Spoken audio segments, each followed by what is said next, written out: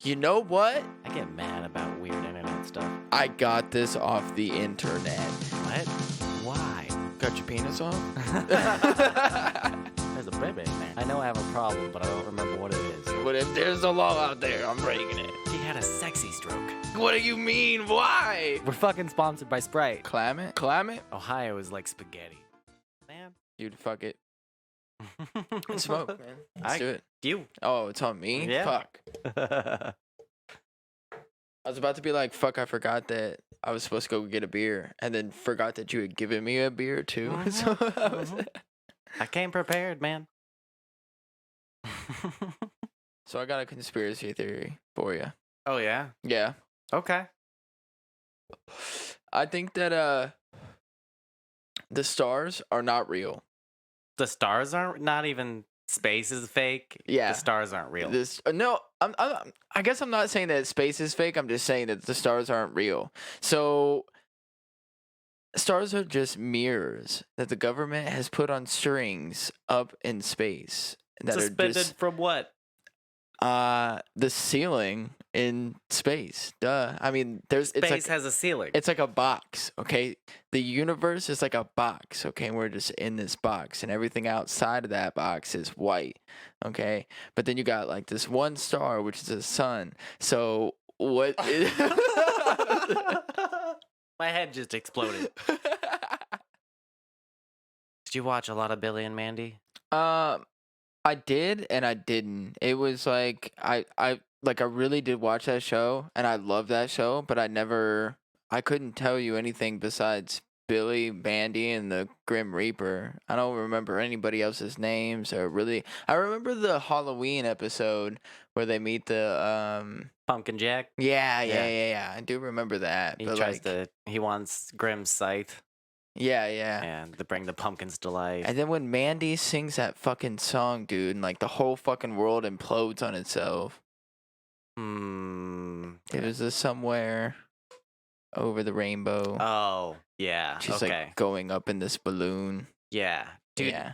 There was a lot of good songs. My favorite one is the brain meteor that crashes into the planet, and Billy finds it, and he starts bringing all the people from town to this meteor because it asks him to bring him brains. So Billy just like mindlessly follows and brings all the townspeople, and this brain meteorite thing starts eating all the brains in town. But the song the whole time is like this violin rock anthem, and he's going brains, like it's fucking awesome. The whole episode is like what's the word? It's a musical. The whole episode's a fucking musical. Oh shit. But then it eats Mandy's brain. It's the last one to get eaten, and it turns it's like green throughout the whole episode. It turns pink, and it gets like the points from Mandy's hair like glowing around it, and it's a giant Mandy brain. No shit, Mandy just takes over. Yeah. That'd be cool, man. And then Billy's like, "What do you want to do now?" And she's like, "Bring me brains." Bring me brains. Yeah. Well, with that, dude, we should bring ourselves brains and get more people to like, listen to this podcast. Blue Skies from the Basement. I'm Austin. Joining us, as always, is Wes. Hi. Trying to come in early on that. Hey, I mean, sometimes it's okay if you come in a little early, It also kind of sounded like I was going to correct you on your own name. You're like, I'm Austin, and I'm back here like, are you? Are you really? I mean, I don't know. I've been feeling kind of weird lately. Maybe I'm not myself. Yeah, I feel that. The past couple weeks have been weird. Oh, yeah. Oh, yeah. Yeah, shout out to everybody that's been supporting me and helping me out in these past couple weeks too, like for real. Yeah, dude. Hey, but we're good now. Everything's good. We're doing the podcast, another episode. I'm excited. Don't forget to follow us on Instagram at Blue Skies Pod. Go to our Patreon. You can subscribe to that. We got extra bonus content up there and everything. So there's plenty for you guys to listen to. Now we've got Soon we'll have the third episode up, all that shit. This will be the fourth, you know? Yeah, yeah. I'm excited for it, man. Oh, me Uh, too.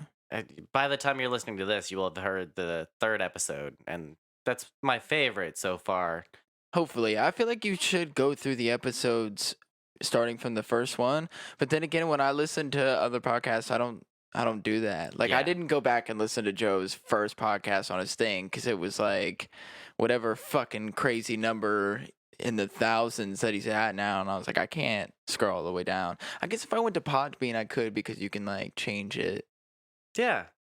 Mm. It depends on what app you're using, but going back in Joe's podcasting history is interesting because he's gone through like 3 or 4 different studios now, and now he's got his giant like complex. Yeah. Um, but before he even had a studio, he was just doing it like at the green room in the Comedy Store with Brian. So it was just them and a laptop and the built-in webcam. Yeah, I remember going and watching like the first one, and he had like snowflakes on the screen, Yeah. and he read somebody's comment that was like, "I think the snowflakes are like giving you a bad quality, man. You should probably change that."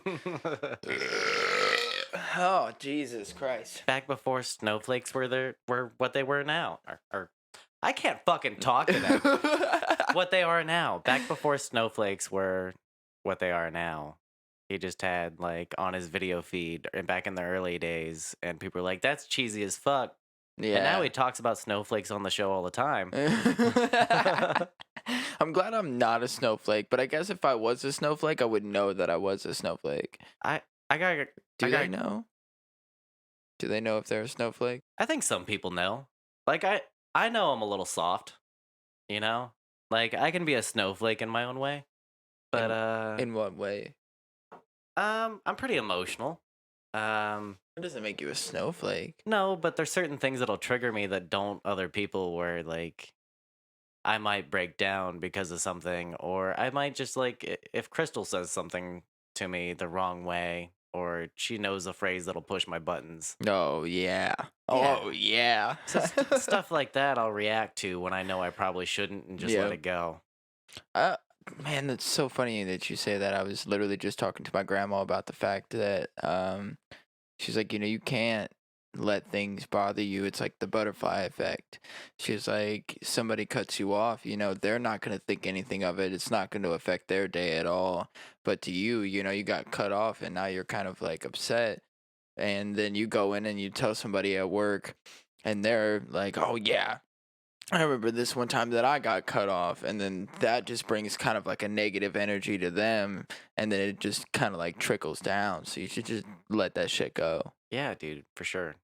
I've noticed that just in like the past week at work, if I come in a bad mood, I work with one other person in the room. So like we've got this giant building, huge facility, but I'm just in this one department that it's got a bunch of embroidery machines in there, and it's really loud, so I don't talk very much while I'm at work because Unless you need to. yeah, you're yelling over these loud ass machines.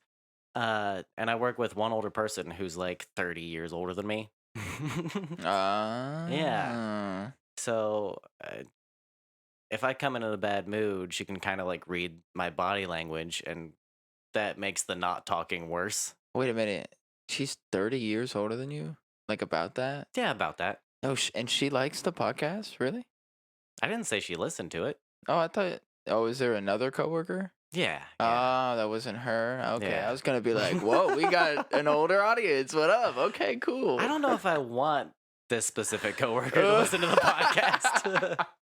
She might not like me as much after that. What? Who Hopefully knows? she doesn't find it. I don't cuss as much in front of her. Oh. This podcast is filthy. We still needed to do the one episode where you just like bleep out everything I say. Yeah, for the moms episode.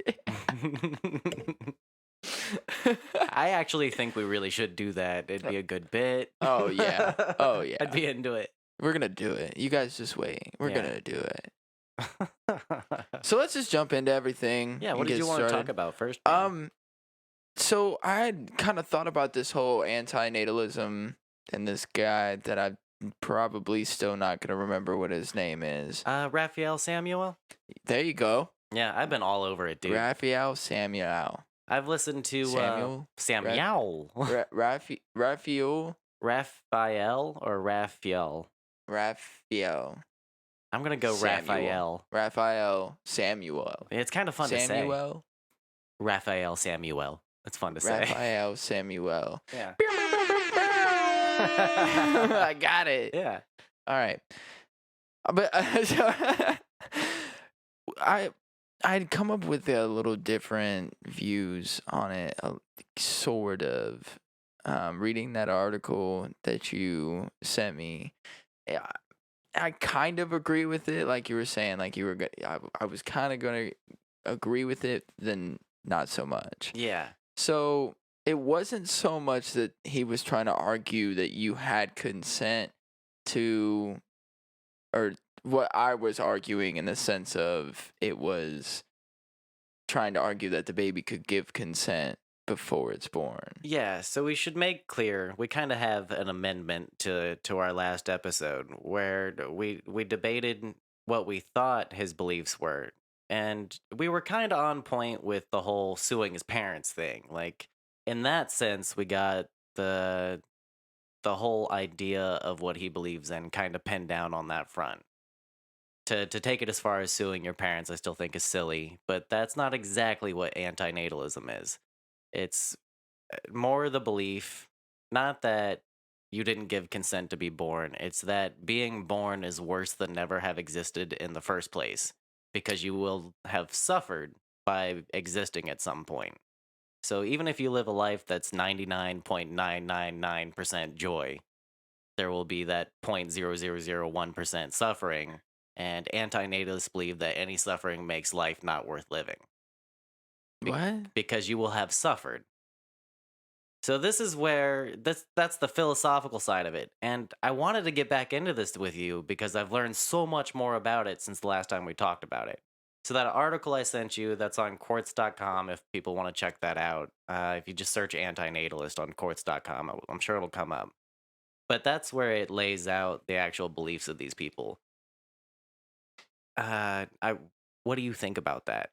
I've been curious since I sent you that article.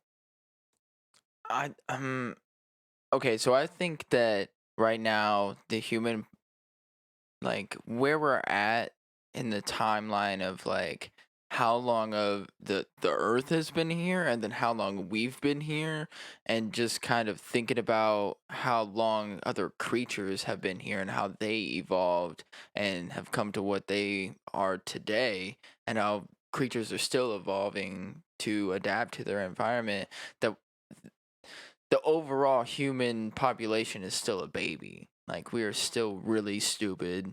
We still don't know what we're doing. But I think the more and more that we get into it, and the more and more that we learn, the more that we'll get away from those suffering, whatever it is, and we'll have less of that. And we can agree that there's always going to be something. I mean, unless I can live for millions of years and, never degrade or whatever. And then that's a whole different story, because now we're talking about like, should somebody be born? Because I can live to be a million, or I can live forever, choose to die whenever I want to. Yeah. Yeah. I I'm really glad you brought that up because here's where I think that whole point, that's where antinatalism falls apart. Is it takes the idea of consequentialism, which I want to explain that briefly. Okay. Takes the idea of consequentialism and all the way to the extreme. Like it just pushes it to the far end of what I believe is actually usable, like in your regular everyday life. Being an antinatalist isn't practical. Like I I j- I found a wiki-how. I sent this to you today. It's basically a step by step on how to be an antinatalist Oh, with perfect. pictures and everything. So it's like a 10-step program? Yeah, yeah, yeah. And if you Sweet. look at when this was published, it was published around the same time that the Raphael Samuel guy got popular in the news. Oh, yeah. So it was kind of like somebody found some Google trend and was like, "I'll write a WikiHow," and you get paid for being a writer on WikiHow or a submitter. So if your article gets posted and a bunch of it's same as So like literally YouTube. people are like, "Oh, I hear about this guy. I wonder, like, what should I do? Oh, here's these steps. I can just fucking do these steps, and this Yeah. is how I'm being an anti-natalist, regardless of whether I've actually done my research and gone into it and looked at everything that involves it and thought about the philosophical side of everything.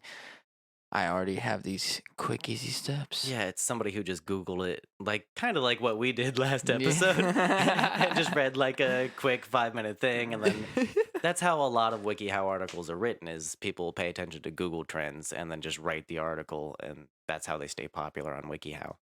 Anyway, so I want to read the first couple steps here, just because I think this illustrates that antinatalism, as I suspected last episode, is kind of a troll. Like, I think the people who participate in it realize that it's not practical. So, first step, do not start any additional lives. Ooh. So you're living the life you got already, don't make any more. Well, shit, I already fucked up. It says if you have not yet had children, do not have any. If you have had children, don't have any more. Do not allow yourself to procreate either deliberately or by accident, which I think that part's funny. This will get into consequential. Like, how do you prevent yourself from having an accidental baby?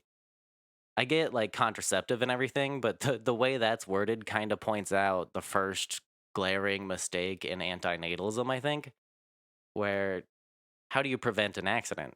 By mere fact of it being an accident, you can't prevent it. Right? Am I wrong on that?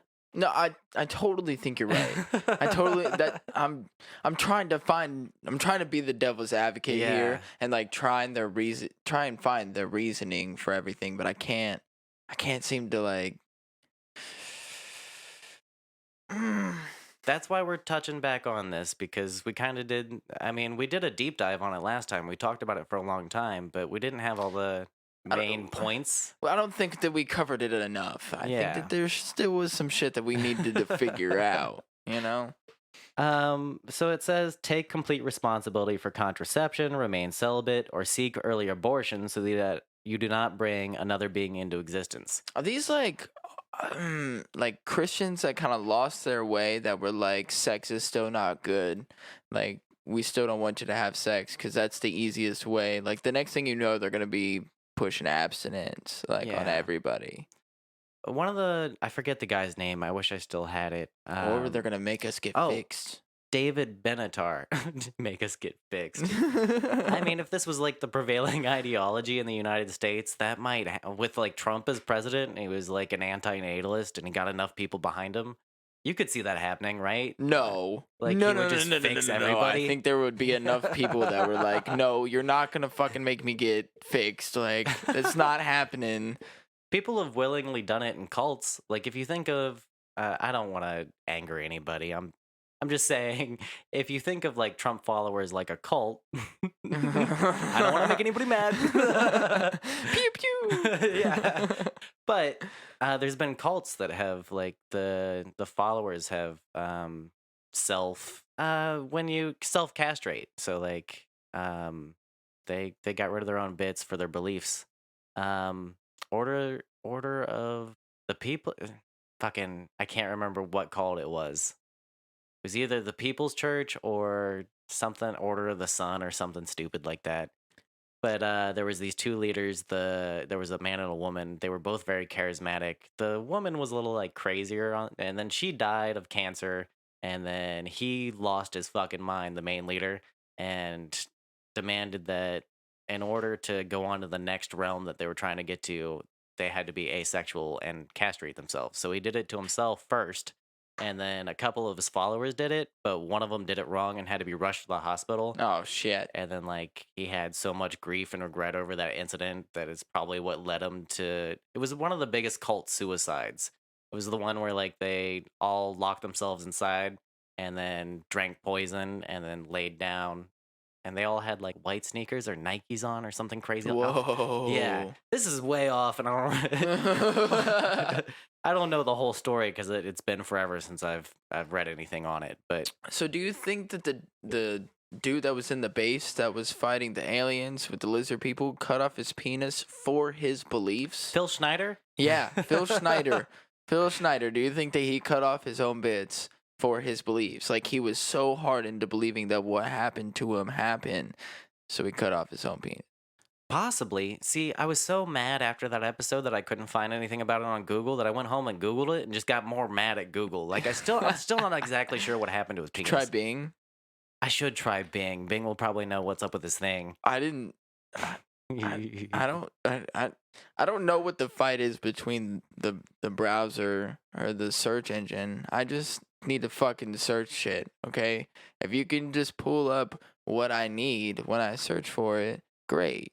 That's all I need. I don't need you guys to fight. Okay, it's okay. There can be more than one. There's plenty of space out here. Have you tried DuckDuckGo? I have not, but I've heard of it, and I think that There's so many. the name is hilarious. Like you're literally a search engine that was just like duck, duck, good, Yeah. go, Yeah. go, goose, goose. No, duck, duck, duck, duck, goose. It's a fun company name. Like you got to think that those people are fun people to be around just by the name of the search engine. Or they had no idea what they were doing, and somebody just randomly Duck, was duck, like, Go. "You know what I remember when I was in elementary school playing Duck Duck Goose." You know what? That's a good name. What? Duck Duck Goose? No, Duck Duck Go. You gotta search twice, and then on the third time, you'll get what you need. Has anybody ever typed into DuckDuckGo, duck duck, and then clicked go? Should we do it? I mean, sure. We'll put up take a screenshot of what happens when you do it, and we'll put it up on our Instagram. So You people take a can see. screenshot I'll take of a your fucking life. screenshot. Okay, then. take a screenshot of your life, post it up on the wall. Okay, figure it out. Do you think there's gonna be a time where, like that Black Mirror episode, where you can take a screenshot of your life? They have like those implants in their eyes, or maybe it was just a fucking contact lens that they had, I think it was just like a contact lens. and they could rewatch all their memories. Yes, because I'm pretty sure I saw something. I didn't read the article, but there was something already about contact lenses and having a camera in it. I remember back in 6th grade, remembering. I remember back in 6th grade reading an article about video game contact lenses where you would be able to play Super Mario Bros. On your eyes using tiny movements with your eyes. Whoa, whoa, whoa. That whoa, was whoa, back whoa, in whoa, 6th whoa, grade. whoa. I'm 25 now. I've been waiting for these contact lenses for so long. There was no reason to do this. It's a regular search engine. There was nothing cool about it. If you put Duck Duck into DuckDuckGo, they don't have some fucking Easter egg? See, I feel like that'd be cool. We're calling you out, DuckDuckGo. What are you doing? You seem like fun people until you actually try to do something fun with you, and you're boring. God. I get mad about weird internet stuff.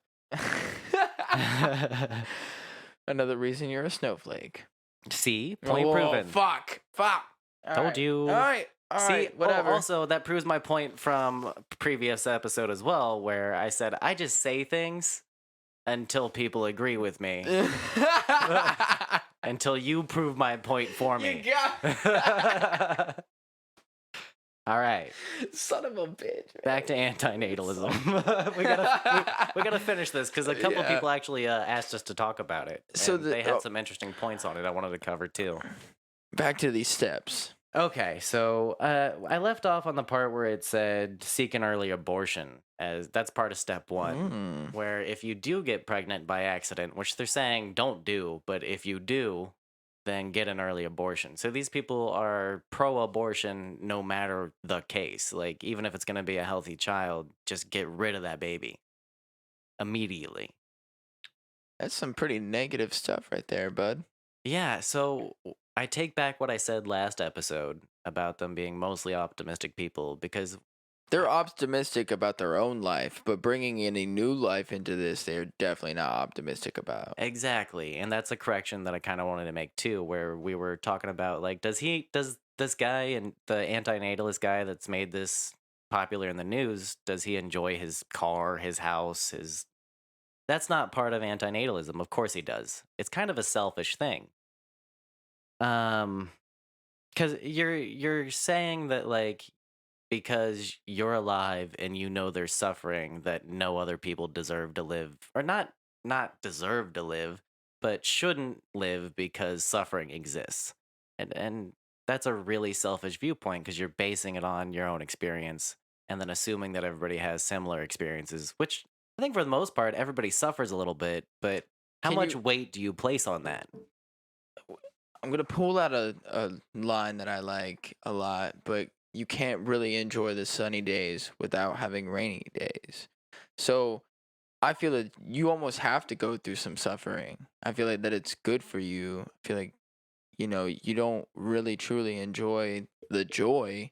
You can't have full joy. There's no way. There's always going to be something because then you have nothing to compare it to. Yeah. You know, it's like rappers sometimes some I've seen it a few times, not going to call anybody out here, but they start buying chains and they just keep getting bigger and bigger and bigger and bigger because they like the first one that was nice and small. The chains get bigger? I mean, Cause for a second I thought you meant that they put on the chain and it's like some weird Dragon Ball Z power and they and just get buffer they and just buffer and buffer until they've got like giant golden locks hanging down their back and impossible muscles because they're wearing this tiny little chain that's choking them out at this point. You can't even see the chain. It's just like around his muscle. Yeah, he's got like a muffin neck going Oh, on and the chain's jeez. just in there somewhere. I'd be terrified, man. You're about to go into a battle rap with this dude and he just fucking flexes on you. Nope. My grandmammy gave me this chain. Nope. I don't care who gave it to you. I'm not. Nope. I'm out. I'm out. Rapper David and Goliath. No, I know what you meant though. But you get things and then you're always gonna want more and more and more. Yeah. You can't have that mindset. And that's the same thing with this and the whole antinatalism kind of viewpoint is you're looking at the negative side of it and focusing more on that than anything. Yeah, exactly. All right, so let's move on to step two. I don't agree with the abortion thing. We did our talk on abortion in the first episode. I'm Which sure. did not matter. And I'm sure we angered a few people, so we're not going to touch that I again. don't know. Nobody said anything to me yet. We haven't gotten any comments on it. Nobody's like come at me about it. So I'm going to be setting up a subreddit. We've got a Discord. We got a Facebook page. We're pretty much everywhere now. So just hit us up wherever you want and join the conversation because I really do like talking about this stuff with a few people that have commented already. yeah, All right. Instagram, anything. Just search Blue Skies from the basement. Yeah, I really would love to hear from more people. I hate that you get to a lot of these comments before I do too.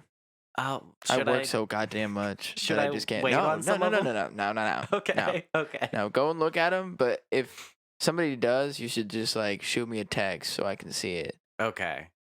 That sounds good. All right. I like that you use burps like periods. Uh, Done it's with not that sentence. intentional. It's not intentional. It just happens. I love it. It's fine. All right. So step two is to learn more about antinatalism, which I think makes me part antinatalist because I've spent the past 2 weeks digging into this more. Have you done? Wait, what step was that? Step two is learn more about antinatalism. That was step. Wait, we just got to step 2. Yeah, so step one was do everything you can to not bring another life into existence, whether that be contraceptives, not having sex at all, or straight up aborting every baby. Just don't fucking have kids. Yeah, exactly. Step one, no kids. Step two, learn more. This is the name of the main philosopher that I want to tell you about, David Benatar. He was a South African philosopher. So antinatalism, you said before, is this like religious people that lost their way. It kind of yes and no, and this also relates to a comment we got on Podbean. We had somebody saying that she took a spiritual take on it, where whether you're being reincarnated or you have like a spirit guide or a guru in the afterlife that brings you back into existence, maybe then you would be able to give consent to the spirit guide or the guru before you were brought back into existence. So if you believe in reincarnation, I guess you can be an antinatalist without it being too negative. I really liked that take on it, where you can decide whether or not you want to go back to this plane after you've died, and that's how you would give consent. Wouldn't it be nice? Yeah, I don't think that's going to hold up in court, obviously, but I do think that was like a positive take on this belief. I That was really a liked that. that was a good viewpoint. I Yeah. definitely agree with that. And it brought a whole thing back to, the baby being born and talking about a soul and all that. Yeah, So exactly. if you can prove that that is actually a thing, and that these spiritual, ceremonies and stuff that happen are actually real and help out with this whole situation, which I think is ridiculous anyways. I I guess I'm just more of a really optimistic person and understand that you have to go through pain and tribulations in order to really enjoy the good side of things. Yeah. Okay. So we should get into consequentialism now, because that's exactly what that is, where it's a philosophy line of belief where you judge everything based on the consequences of the action that you took. So bringing a life into the world under consequentialism would you would take all the negative and all the positive and weigh them out together. And if you take this belief and apply it individually to different people, so like let's say somebody who's really poor, living in a bad situation, or maybe they've got a life-threatening illness, uh, they probably shouldn't have a child. Like, or maybe they're going to pass a genetic disease along to their child. You can weigh those risks and benefits before you have a child and decide whether or not you want to take that risk. That's what consequentialism is. And I follow that way more than I would ever follow antinatalism. Because antinatalism is the extreme end of the consequentialism, where you say any suffering is not worth it. I think it makes way more sense to weigh everything out on an even scale, where even if most of your life is negative, I think there's certain types of good things that can happen to you that can make all of that worth it. Like maybe somebody gets to 65 and they've had the worst life every day of their life. And then suddenly it all turns around for them at 65 and they get, let's say, 5 more years. They make it to 70. Maybe those last 5 years of their life made everything worth it. Even to them, Yeah, exactly. just to them, and that's all that matters. It's your own personal experience in the whole situation. Like if you go through all of these trials and tribulations, and at the end you finally feel that it was all worth it, you would feel good about the fact that you were born. Mhm. I feel good about the fact that I was born, even though I've been through trials and tribulations in my own sense that we're not as bad as others. I totally understand that. But for my own personal experience, I know that, or I hope at some point there's going to be like a higher, um, like I'm really gonna understand everything and it's all gonna come out for me and I'll just feel okay and Yeah. content with myself. Right now I'm not quite there, but I know that I'm pushing towards that kind of feeling and I know what would help me get there. So I'm just trying to push towards it. All right. So the this philosopher that a lot of these ideas, this is where it came from. This is a guy named David Benatar. He's South African philosopher. The reason I bring up the South African part is because Raphael Samuel, he's an Indian native, um, a native of India. That sounded weird the way I said it.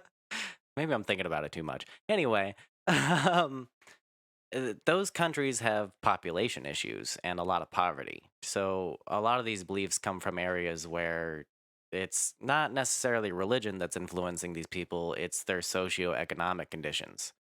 So if you're living in a poverty-stricken country and it's packed with tons way too many people, then you're probably more likely to be pessimistic about existence and you might become an anti-natalist. So I think that's where a lot of this is coming from rather than religious ideologies. I totally agree. I Yeah. think it's somebody that's just walking out of a building that's literally right next to 15 other people. You're Mhm. covered on all sides. And you got to walk out onto like a wooden boardwalk that's really shaky and walk down the street 12 miles to your job in the dirt and mud. Mhm. Make like 2 cents an hour. Yeah. If that's your everyday life, and for a lot of people all around the world, that is their existence, I could see how it would be tough to be positive about life in general, or about having a kid. Blah. God, so and that's kind of what I was saying before, where like consequentially, if you're in that kind of situation, it's probably not the best idea. Like if you're living in rural Africa and you're living on less than $1 a day and you already have 6 kids who are starving, you probably shouldn't have another child. I agree with that.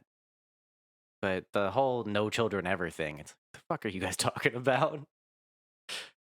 So pretty much what they're saying is that we should stop the population altogether. It's like everybody should stop having kids. Period. Yeah, There's no middle ground where they're like, okay, well, you have really good genes and you have financial stability. You know, uh, you have the highest percentage of a chance of a good thing coming out of this. hmm the end goal of antinatalist is to be no more conscious existence eventually, because all existence is suffering, and any suffering at all is never worth it in their heads. So if they got their way, they're not actively going out and killing people, obviously, but they would want everyone to just stop having kids and that be the end of it. Yeah, see, no. So I take back what I said last episode about there being. I mean, there's definitely, if you come at it from religious or spiritual angles, you can put a positive spin on it. But this is why I think this most people who are involved with this are either living in extreme conditions that and their life is hell, or they're a troll. I think a lot of this is trolling. I mean, it is, like we said before, his mom is about it.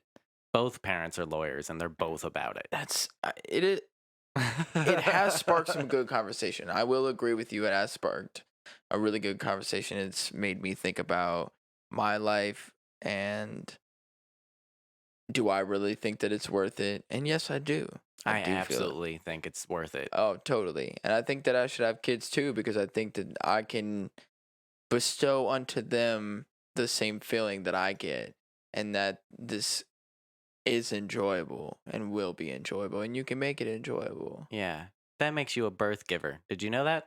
A birth giver? Yeah, well, maybe not you specifically. A lot, back to this WikiHow article, all the pictures that they use in it, it's two women talking. There's never once a man in this. So it's two women explaining antinatalism to each other.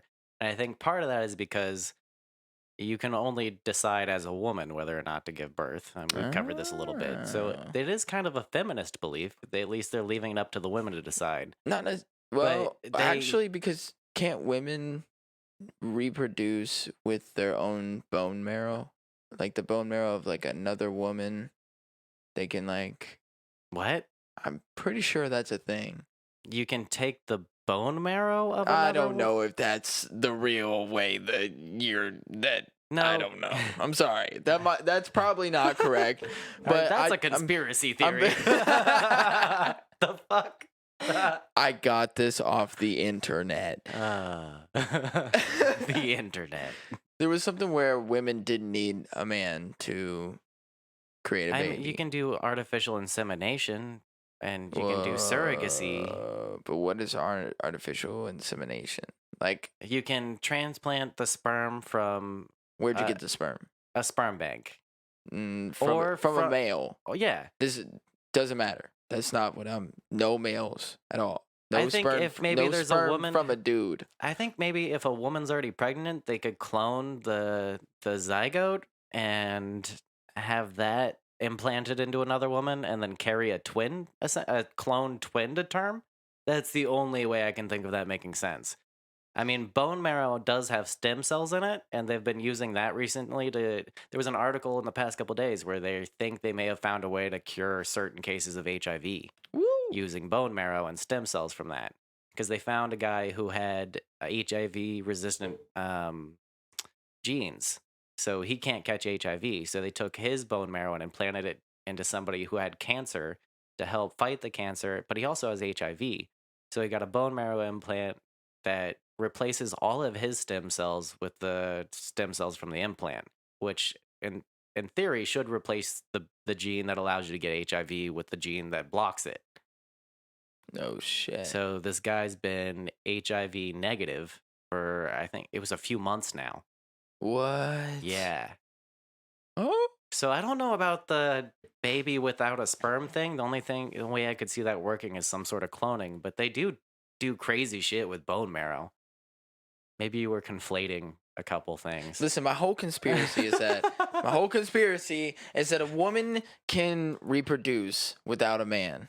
That's all I'm saying. If that is the only way that you could really officially do that. And then also you have to make sure that every man on this planet does not want to reproduce either.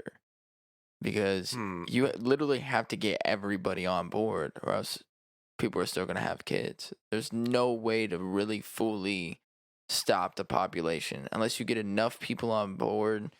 Wait. Did you get this from Jurassic Park? I think I just figured out where this is from. I've never seen that movie. I don't know what you're Because that's how talking the about. dinosaurs reproduce in Jurassic Park, and Jeff Goldblum's all chaos theory on it, and he's like, nature will find a way. That's what I'm saying, dude. That's what I'm saying. Women will find a way, man. They've Women will. already been working on it. They've already been spreading the thought about it into the minds of us. Yeah, it's in the zeitgeist. Fuck, man. I'm gonna have to do some googling on that because I kind of love your conspiracy theory. We might come back next episode. I'm gonna have to apologize and be like, Austin was right. Yeah. I hope so. I'm not right often, so.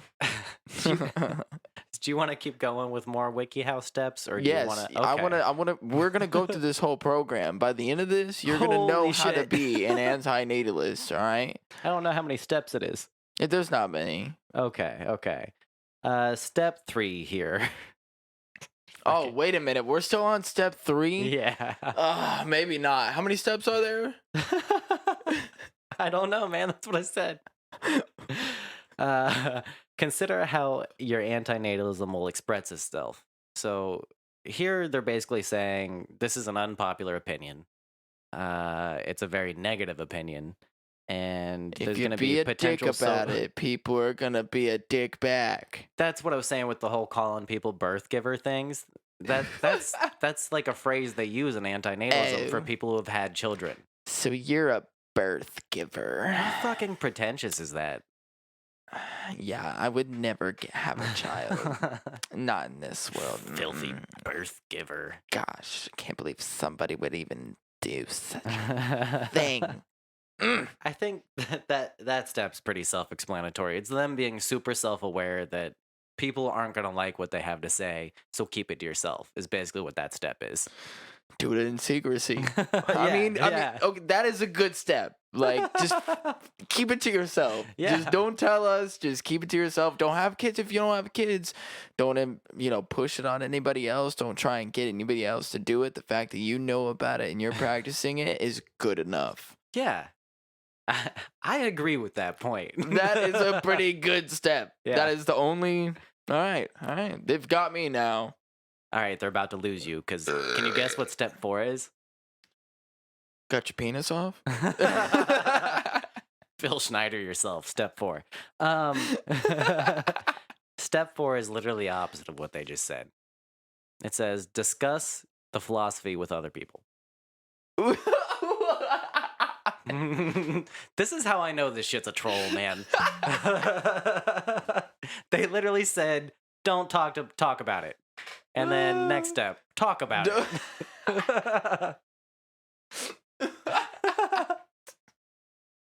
I don't know what how am I supposed to take this seriously? No, no, no, no, no, no, no, no, no, no. No, you can't. Why? Why is it that all of these things that we've been talking about in the beginning, they're like, oh yeah, that was me. This is how it is. I didn't kill And nobody. then right after that, they're like, no, no, no, no, no, no. Wait Yeah, a minute. yeah. Like, don't listen to that part. That was not true. Who I was don't, who was writing these steps and was like, yeah. somebody who's getting paid on wiki-how because they saw it in Google Trends.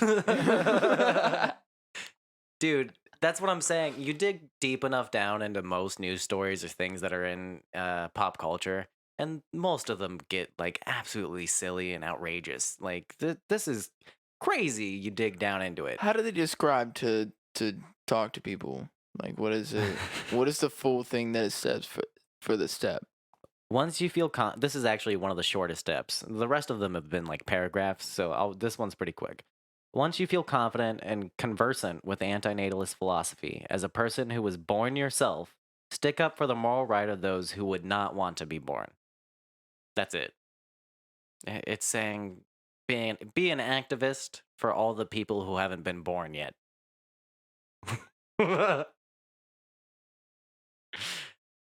And he's speechless. I I just don't know what the fuck. Oh my god. Okay. Whoa, whoa, whoa, whoa. I think that's a good and Dude. interesting point. In what way? If- I'm going to get kind of existential here. How do you know what people who haven't even existed yet would want? This is why I'm claiming this is a very selfish worldview. I'm making the decision for him. Yeah, you're basically like, so if they got their way, like we were saying before, and it gets to a point where nobody's having children anymore, it's like maybe some of those people like somehow did want to be born. Like, I don't know. How fucking selfish are you that you think you know best for all the potential people ever? And that's not even counting like you shouldn't have a baby. That's saying like future generations of humans, thousands of years down the line, maybe even hundreds of millions when we're on another fucking planet. You're saying those people shouldn't exist because of See, a little bit of suffering. this was my point about where the human population is. We're still babies, man. Yeah. We're still fucking figuring it out. Okay. Fucking figure it And out. fucking figure it out. So, to be fair, to be fair. to be fair, To be fair. to be fair. So, to be fair, there's going to be a lot of pain and suffering right now. But if we continue to want to grow from that, like if you're saying like, oh, I'm not going to have a child now because I wouldn't want to bring it in because it's going to suffer. Well, yeah, we're still pretty fucking stupid. So we haven't really figured out how to not destroy the planet that we're on and still live the lives that we want to live in comfort and what have you. So I still don't agree with their viewpoint. I think that's why I was saying this point is interesting because that's where like I disagree with them the most. Like the abortion thing, that's all kind of appalling. Like all these points have been kind of like, I disagree. Except for the one where it was like, don't tell people. Mm. But this one specifically, it's like, yeah, Is that the first sign of a cult? Is like don't tell people, tell people what's like happening. yeah. Once you start like disconnecting from, I don't think that's what they're saying, but yeah, once you cut off like family and friendship ties and you stop talking to those people, it's like, oh, you're in a cult now. Yeah. You're a cult Oh. leader. Da-na-na, na-na. Step 5. Become informed about various religious perspectives. A lot of this is just for anti-natalists to arm themselves against the conversations they're going to get into with like a Catholic or a Christian or a Presbyterian or even a Muslim. Anybody who believes in an afterlife is going to be like, okay, so you're saying a life shouldn't exist because any sort of suffering. You're also saying they shouldn't have an afterlife? Like, that's kind of a point they're making in this step here. Yeah, what if my afterlife is in hell though? I'm still gonna suffer. So why should I? Okay, but then if you're talking about an afterlife and that where do you go? What do you? See, religion overcomplicates Yeah, this that philosophy. just I think it breaks down completely I with can hear the bacon sizzling in my yeah, brain yeah. as I'm trying to decipher what is happening. Those old like this is your brain on drugs and it's just like a skillet of eggs Dude, frying. it's happening to me right now. Yeah. And they even make note here that one of the very few religions that actually kind of mesh with this philosophy is Buddhism because they believe in a rebirth and a reincarnation. So you could talk to a spirit guide or some sort of spiritual guru, exactly like our commenter mentioned. So they are aware of this idea and they use that to kind of support their belief. So But where do you go? why would and well, you'd have to get into Buddhism then, and that's another thing. The main country that this comes from, a lot of the people who believe this is India, and a lot of them are Buddhists or some form of or sect of that faith. I don't know about South Africa. I would assume a lot of that's Catholicism and Christianity down there, just because South Africa's largely white. I think religion complicates this completely, and Oh, totally. yeah, Totally. Because again, you're talking about an afterlife, and in that sense, is you're an energy, and you travel through space and time. And with that being said, where do you go? If you're not going to be born on this earth again in this time and in this space, regardless of what time and space that is, where do you go? What's happening? I see. I respect anybody's beliefs. Like you can believe whatever you want. I don't believe a lot of that stuff. There's this really good movie on Netflix. It might not be on there anymore, but I'll send a link to it if it's not on Netflix so that you can watch it. But everybody should check out Into the Void if you haven't seen it already. Haven't seen it. Okay, it's basically the steps of Buddhism in the afterlife. It walks you through in kind of like a first person perspective of somebody's night gone wrong in China. So this guy's a tourist and it's kind of implied that he's a drug dealer or it's very heavily shown that he's a drug dealer, never not even implied. And he goes out to this club and shit gets strange and fucked up and he ends up dying. And from that point on, the rest of the movie is shot from his spirit's eye perspective of going through the steps of Buddhist afterlife. It's a really dark and twisted movie, but it also has its like beautiful trippy moments that it's not the best explainer of what Buddhism is, obviously, but it kind of visualizes a lot of those beliefs in a way that makes it easy to digest, and you kind of come away from that movie and go, I kind of get it. Okay. It's Okay. it's all based on the Tibetan Book of the Dead, which is a lot of what Buddhists believe happen in the afterlife is based on those writings. So if you ever want to learn more about it, that's a good one to pick up. They've got English copies of it at like half price. You can go get a condensed version of it. Well, there you go. Yeah. Get a little bit more info because you're supposed to look into religions if you're going into anti-natalism. You're supposed to do your research. Look, I'm listening to these steps. Okay, I know what I'm supposed to do to become an anti-natalist. I might join. Okay, I might do it. I That's got the what's gonna steps, man. happen. I got the steps. We're gonna get to like step 10 or whatever the final one is, and you're like, ah, fuck, I believe in this shit Yeah, now. babe. No, I'm just kidding. Just kidding. Call her in here. Can't have a baby. All right. She's So like 23 weeks pregnant. that's awesome, dude. Hey, You I'm guys are getting closer. super excited. Yeah. Everybody keeps saying she has a small belly, and I'm like looking at her, and I'm like, no, you don't. No, you don't. There's a baby in there. They just don't. They just don't know. I'm like, Yeah. I've seen you grow from day one, Yeah. and they haven't really. They like see you, and then there's like maybe a few days or a few weeks that they don't see you, and then they see you. But no, I'm telling you, she's there, man. Hell She's yeah. there. Back to these steps, though. Okay. I agree with the step wholeheartedly. Actually, I was reading through it a little bit here before we got to it. It's consider non-human suffering. This is step 6. Extend your antinatalist philosophy to non human sentient beings and work to minimize their suffering as well. Treat animals compassionately. So they do believe that while you are alive, if you have to be, to try and minimize the inevitable suffering that's going to happen. So Which just be a nice, good person. I think that's kind of the one good thing about this is that they believe that suffering is the worst thing in the world, so they're trying to get rid of it. Oh man, see now you're convincing me even more. I told you. Cause I'm a compassionate person. Like I do like to be kind to people. There's other philosophical paths you can follow that make more sense that don't have to be this. Like consequentialism is a good one. Yeah. So once again, antinatalism is too extreme, but this is an interesting thing here where they do believe that they should try and minimize all suffering. Step 7 is prevent unnecessary pain, which is basically the same thing, but it says once a person is born, they are no longer in the category of the never born, and thus should not be denied human compassion, love, and medical intervention when needed.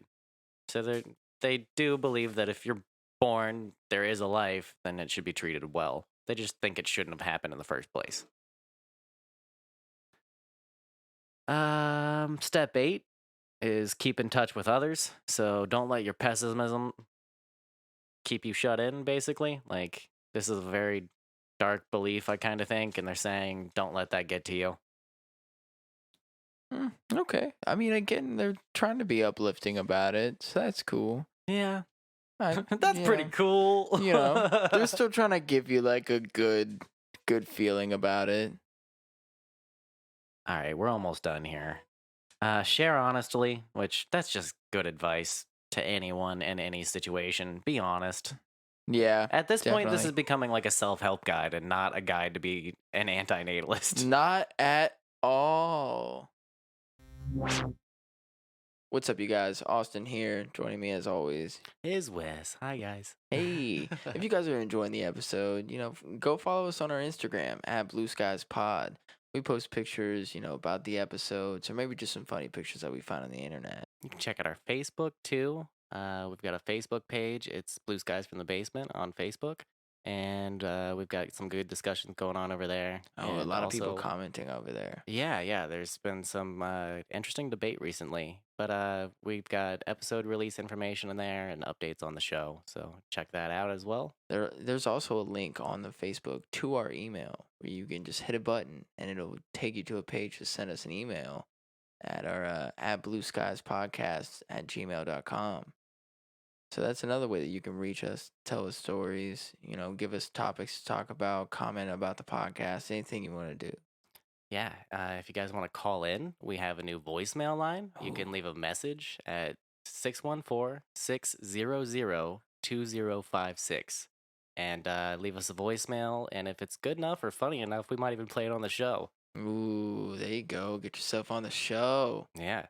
So hopefully soon we'll get the YouTube set up. Yeah, guys, I'm working on that. And probably in the next couple weeks at most. I'm trying to have it done by the end of this week. Make sure that if you really want to be involved and you really want to be a part of our podcast, follow us on our home, platform, and that's Podbean. So if you just download, they've got an app, or you can search it on the web. Look us up on Podbean. You can comment. You can follow us on there. Yeah, we're blueskiesfromthebasement.podbean.com. That's the home site where you can also leave comments. We've got a bunch of early listeners threw some comments up on there. You Yeah. join in with them. Also, we do have one Apple review. Oh yeah, we got the one. We It's all got the lonely by one. itself, We just got sitting there. we got the one. We are still rated 5 stars on Apple. But you guys can listen to us on Apple, on Podbean. You can listen to us on Google Play Music, Google Podcasts, Himalaya, anything that you guys listen to, you can find us on. All the apps. Yeah. Oh, yeah. If you do listen to us on Apple, make sure to leave a review. Give us 5 stars.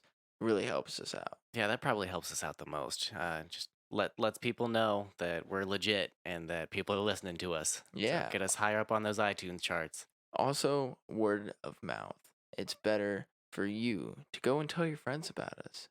Let us into your friends' minds. Yeah. I just want to squiggle my way into your little friends' minds and just try and get a little dabble of what they're thinking. We're gonna make a nest in there. Oh, I'm gonna make a nest in your friends' minds.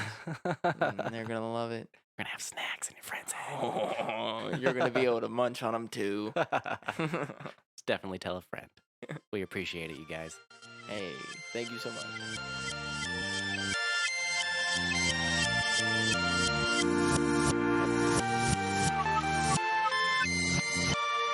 All right, so there's that. And step 10, take care of your health. Which, once again, like I said, this is just a self-help guide at this point. Like, Yeah. these are all cliches that we've all heard. This is like, if you're depressed, the steps to, like, be not depressed is, like, talk to people, get a bunch of rest and eat well, take care of yourself and others. But also, don't talk about it. Yeah. Don't talk about any of that. None of that happened. You don't know That what step's happened. hilarious. Okay. You just don't tell anybody. But also, don't forget to talk about it with people. Yeah. Don't talk about it, but talk about it. It's like fucking Schrodinger's Fight Club.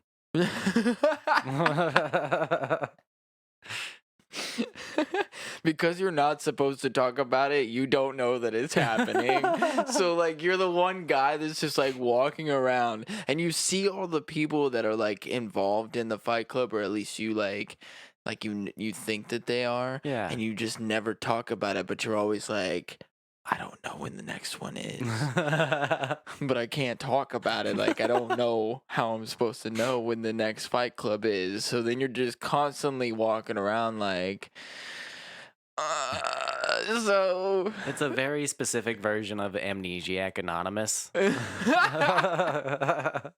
Where nobody remembers why they're there. But they know it's a problem. I remember we were supposed to meet here, but I don't remember what for. I know I have a problem, but I don't remember what it is. All right, so take care of your health. This is pretty self-explanatory. They say get sufficient sleep, good nutrition, and regular exercise. Don't Speaking invite of which, hold on, suffering. no. Make sure you have good health. I ate 2 beef quesadillas before you came, so I ate some food. By the way, I just wanted you to know Austin eats, everybody. that Okay. I eat. Okay, I'm gonna post a photo up on our Instagram too of me eating some Chipotle. That it's a really awkward photo that Honesty took of me, but it proves that I eat. So, yeah, Okay. Okay. yeah. I'll accept it. And I Not feel the healthiest thing on step 10, take care of your health, but okay. Although I did read an article yesterday that they were saying Taco Bell's one of the healthiest of the fast food places. For their healthy menu compared to other fast food places, Taco Bell has the healthiest. Yeah. Yeah, I'm pretty sure I've read that same article. So you can eat Taco Bell and feel good about it. I mean, pretty sure Taco Bell was trying to get alcohol. Like they're trying to get an alcohol heard license and that, sell yeah. alcohol. So my whole thing is, can I get alcohol on the go? No, it would have to be like in the dine-in only. Like they're not gonna serve you alcohol through a fucking drive-through window, dude. If I get a bottle of unopened Bud Light and 2 beef quesadillas, well, I'd really you can want eat the Angry beef Orchard. quesadillas in the car, but you But- can't drink the beer in the No, car. I can't have an open container, but you could still sell me a bottle of beer with my tacos. I'm out on lunch, okay? I I just want to guess- have a beer with my tacos because my work is stressful.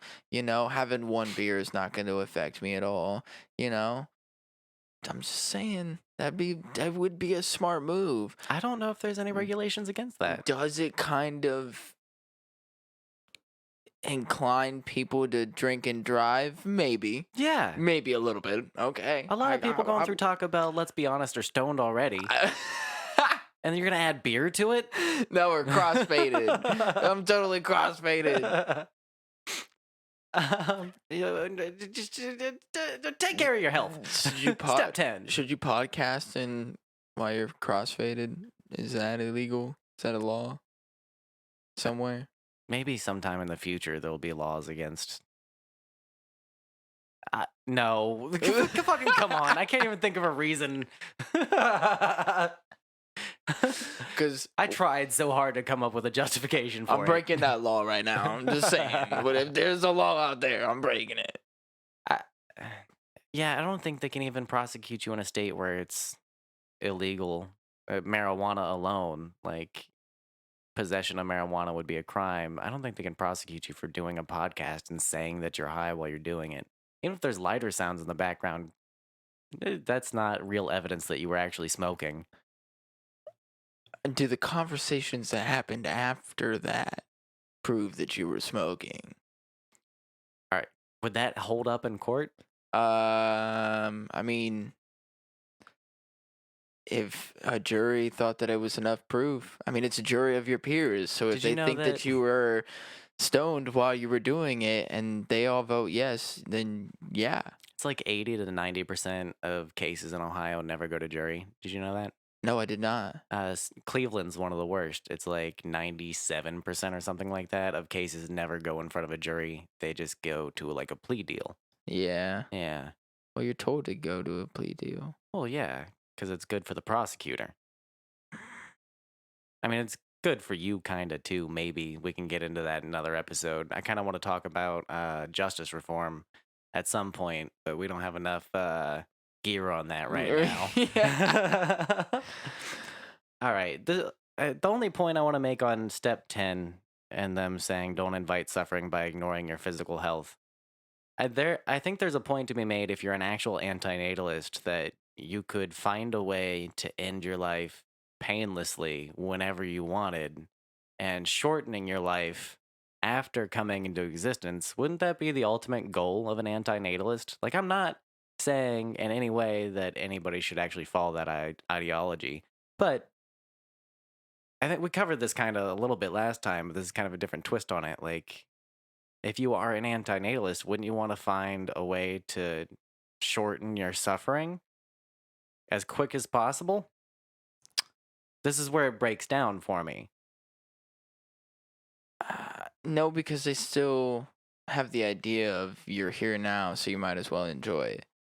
But why? Uh, Because their starting point is that any suffering makes it not worth it to begin with. but it's already begun, so now. Why wouldn't you want to avoid suffering still? Like, their whole point is to avoid suffering, and then once you're born, it's like, you just got to deal with the suffering, I guess, make the best of it. And that's what we're all fucking doing. So like I said, this is where it breaks down for Because me. it's more about they don't want us to procreate more than they want you to go and kill yourself. If they were like, I feel like that's a really good point. Is that they're Not not promoting they're suicide. not promoting that you should go and kill yourself, but they are promoting the fact that you should not reproduce. They're saying future people shouldn't exist, but you shouldn't end your life, even if it's painless and as harmless as possible.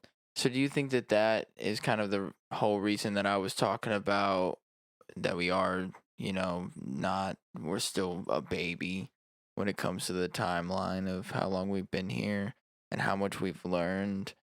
So they're like, maybe with the people that are here that aren't going to really catch on to this and that are going to continue to reproduce, will reproduce somebody or people out there eventually to help us get to a point of no suffering. And now they're just helping not so many people to be here when there's like an overpopulation kind of problem now. Yeah. So I mean, I kind of see that point. I in a way, but not really. It doesn't No. follow through when you follow it down any line of thinking. Like every time we've tried to justify it, like last episode and this episode, it gets to a point where it's like, no, though. Yeah. Yeah, but no. Yeah. All right, last step. We're finally at the end here. Well, they contradict themselves. Jesus. So many times. And also, I get a little frustrated when a wiki-how article that gets a bunch of like popularity ends on an uneven number.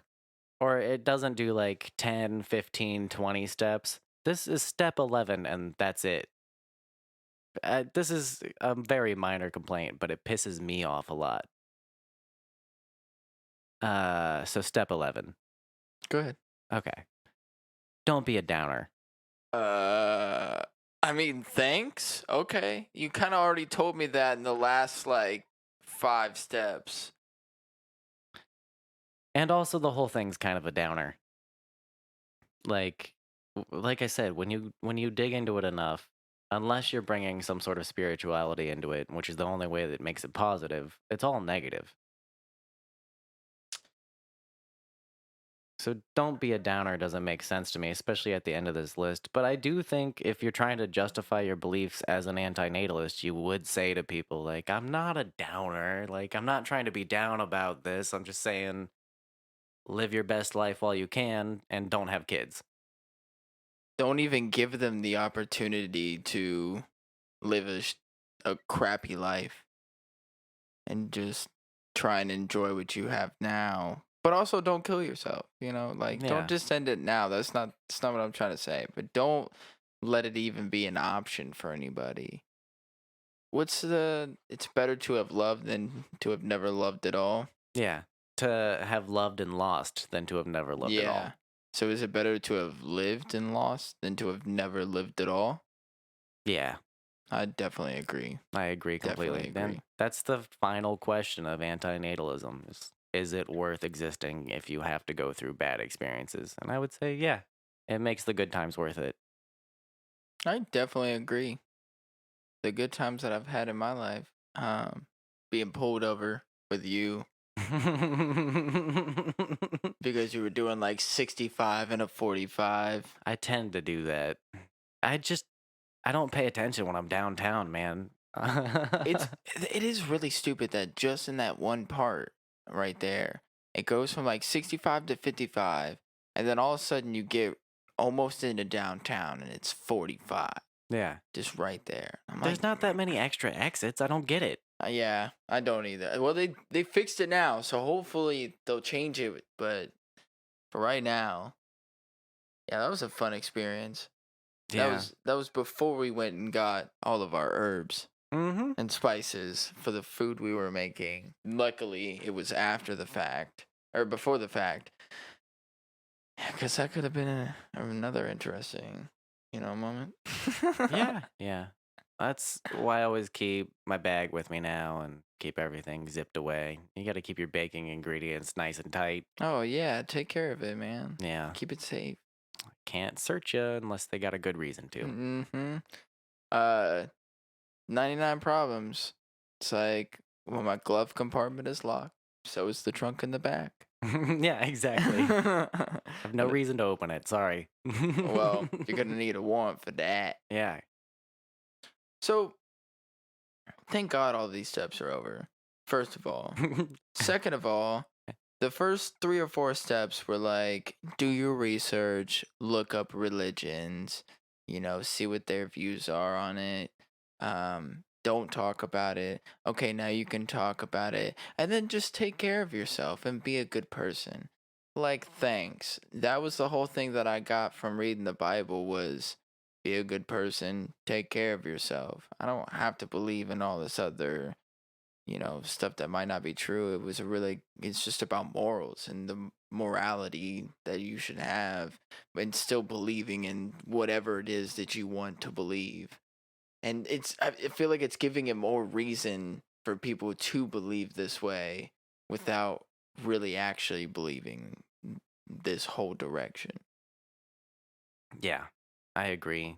Um I I just think there's other philosophical ways. Like if you want to go down a very thoughtful and philosophical path with the way you lead your life, that's fine. Just pick a sturdier one. Like it's not fully fleshed out, and there's better ways to think about the world that I think are more healthy ways to view people's lives than this one. And you definitely shouldn't sue your parents. Boop, boop, boop, boop, boop. Okay, so back from this little break here. Yeah, You know, sorry about that, when the guys. wife calls, you answer. Plain and simple. Of course. You I always can't do. not answer the wife. No, you gotta answer the wife when she calls you, even when it's just about a show ending that she really likes. If you guys have seen, oh man, I already forgot the name of the show that you fucking said it was. What? The Order? Oh yeah, there we go. Aha! Even I knew what it was. Yeah, so The Order on Netflix. My wife's really into magic and witches and shows like Bewitched and Charmed, and I guess The Order is kind of like a modernized version of that stuff, but a little less campy. Okay, yeah. I'm, I'm really into This Is Us. That's what I'm. Yeah, you were saying that when we were on break there for a second. Yeah.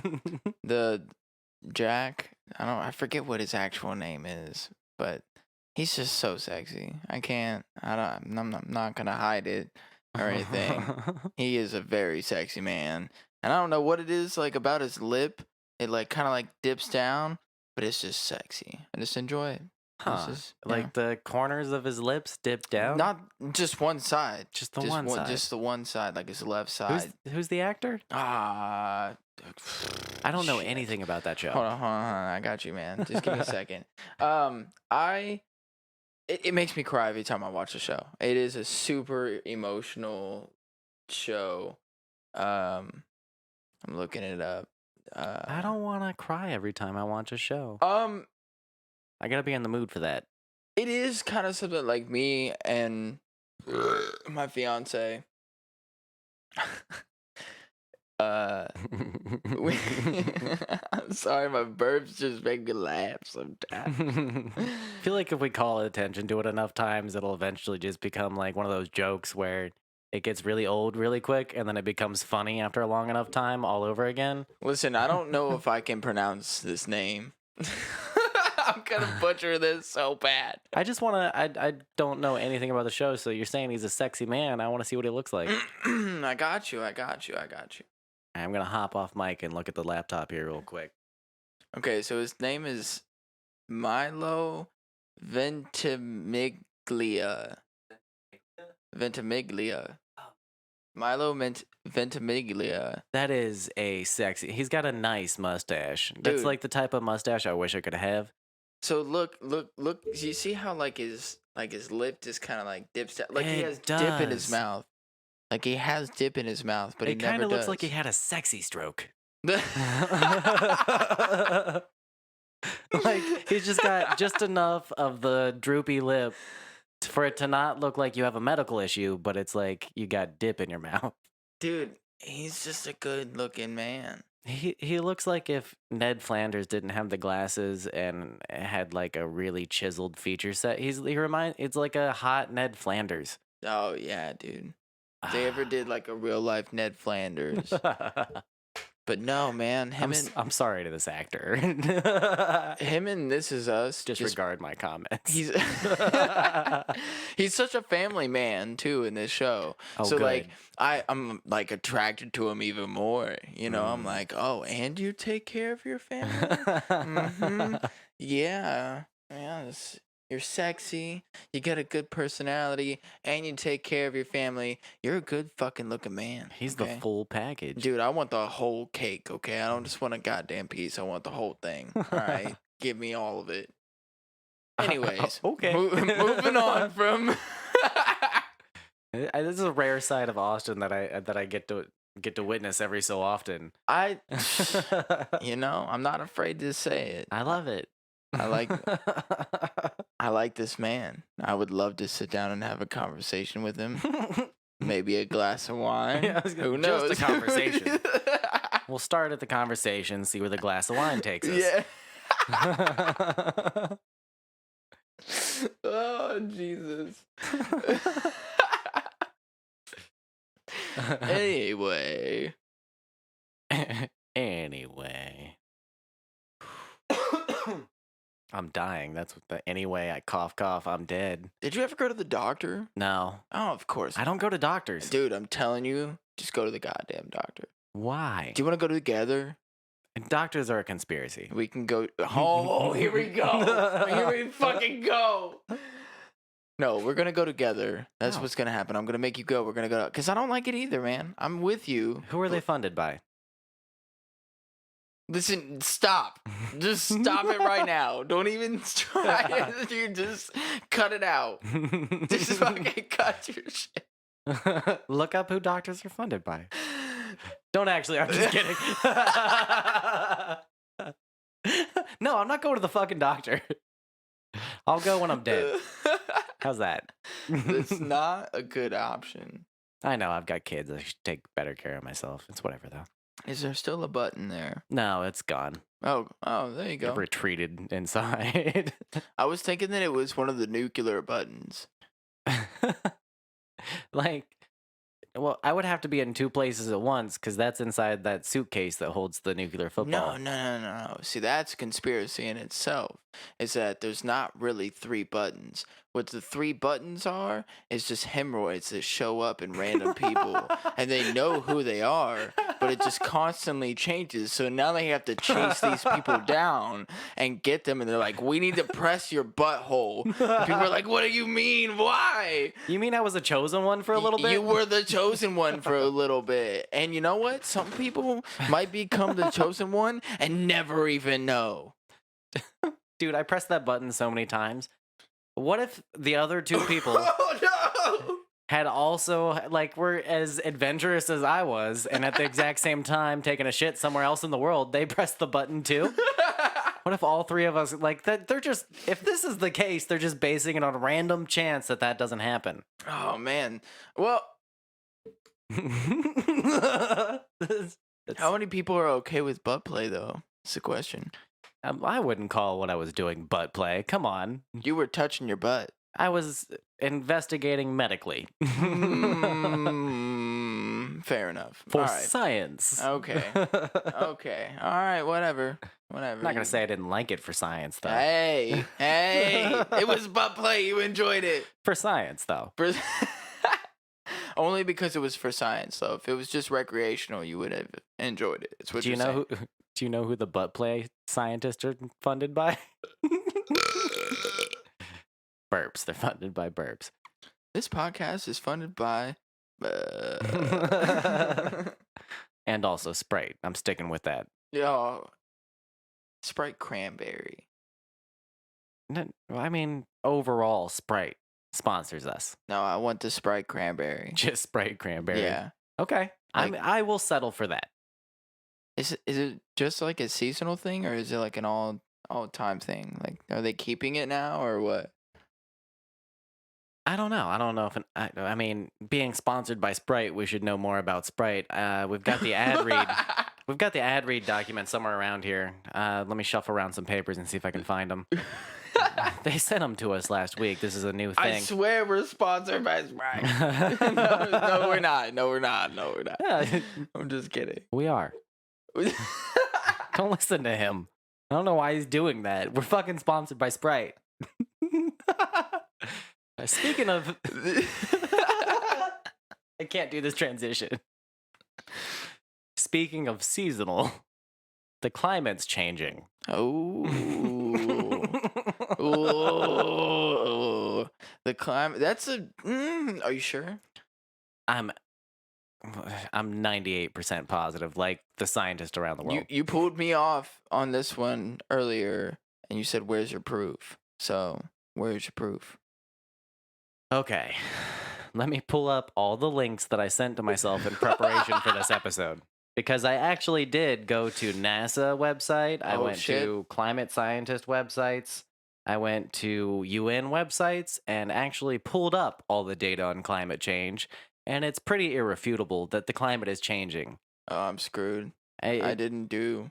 I don't want to get too much into the actual climate change part of this because you're bringing a story that you know more about than I do. You've researched a little bit more, and climate change is just one aspect of the story. Yeah, so you can go to plato.stanford.edu and they have a whole section there on climate change. And then also climate.nasa.gov has great resources Climate? Climate? We're crossfaded. Listen, you go to the climate edu dot what was it, Well, it's a government website, so gov dot government dot gov dot government. America. Yeah, so climate.nasa.gov/effects. If you go to effects, it'll take you to the actual effects of climate change. And I'm just gonna. There's a whole article. It goes on for pages and pages and pages. You can look at the actual numbers, graphs, Glaciers have yearly data. shrunk. Yeah, you can talk. You can see the rise in temperature over the past century. We're at 2 degrees Celsius in global temperature rise now. They're saying that that was kind of the tipping point. There's really not much going back now. All we can do is try to avoid the worst of it. And once we get to 4 degrees Celsius, that's where things start going to shit. Where you'll have there was a guy on Rogan's podcast the other day talking about climate change, and he was saying that once you get to that point, it's like the Middle East will be 130 degrees, and there'll be places where it literally cooks you when you go outside. Like you won't be able to go outside during the summer. Pretty sure that already happened somewhere already Yeah, it hit really. They had a heat wave in Australia where it got to ridiculous temperatures and you couldn't go outside. at all. Yeah. So this is already starting to happen, but they're also saying that it'll be the norm for 6 climate catastrophes to be happening in one area at a time. So there'll be like What? tornadoes, flooding, temperature, drought, all that shit all at the same time. So, and it's I don't want to sound alarmist because it's not going to be everywhere. There's going to be places that are like cold now that the temperature will rise there as well, and people will have to move there. Like the center of the country, more northern places, Scandinavia, Russia, Siberia, all those places are going to be like where civilization has to move to if we continue down the line we're on now. So we're gonna have to migrate, pretty much. Yeah, like the crazy thing is rich people are going to be the first to go. Well, Like all duh. the people on the coast, the coastal elites, those are the first places they're going to be underwater. If we continue on the path we are now and we get to 4 to 6 degrees Celsius, that gets to a point where all glacial ice will start melting off entirely. Like we'll lose the entire glacial plateau. And that would lead to I think it was like 260 to 300 foot level sea level rise. So all those places that are on the coast underwater. We're gonna be fine though, and where we're at. Maybe it depends on like elevation levels. Like if the sea level rises, then that's going to change the way rivers and tributaries and Oh, you got a good point all those there. waterways connect. So I mean, we might end up looking like Florida. That'd be insane. I mean, Yeah. that'd be cool. The price of our places would go up tremendously. Yeah, but I I'm mean, once we get to that point, it's like I'm it's going to keep waterfront. getting worse unless we do something. Oh, I totally agree. Yeah. It would be nice to have like Florida and Ohio though. You're right. I mean, the value of my house would go up. Beachfront. Yeah. So that's climate.nasa.gov/effects if you want to see. The beach is just like everybody's debris and rubble from all their houses and everything being destroyed and everything. And that's what my beach is. And then it's just water. You know, it's like a good like 100 miles of just debris and all this other bullshit, and then the ocean. And that's what the beach is for me. Exactly. Yeah. Uh, uh, I mean, it's gonna be bad in certain places. It's gonna be like the extremes of awful, but we're never gonna get to a point where there's no humans unless something like absolutely catastrophic happens. Like Oh, that's not what they're saying. no, no, no, no, no, no, no. We can get to the point of no humans. You want to know how? How? Go on a birth strike. Mm-hmm. Mm-hmm. Yeah. That's how you do that. Right there. Okay. Go on a birth strike. Okay, so this is your side of the story. Mhm. What exactly is a birth strike? So a birth strike is these women are saying that they are not going to give birth until the world decides to take climate change seriously. Okay. How many women is this? Do you know? The last I checked, it was like 60 women. Okay. Is this all in like one state that they've like come together and decided? You know, I don't know. I haven't really done like a lot of like too much on it. I saw a few kind of like newscasters kind of covering it. I could do a little bit of research though and get back to you on that.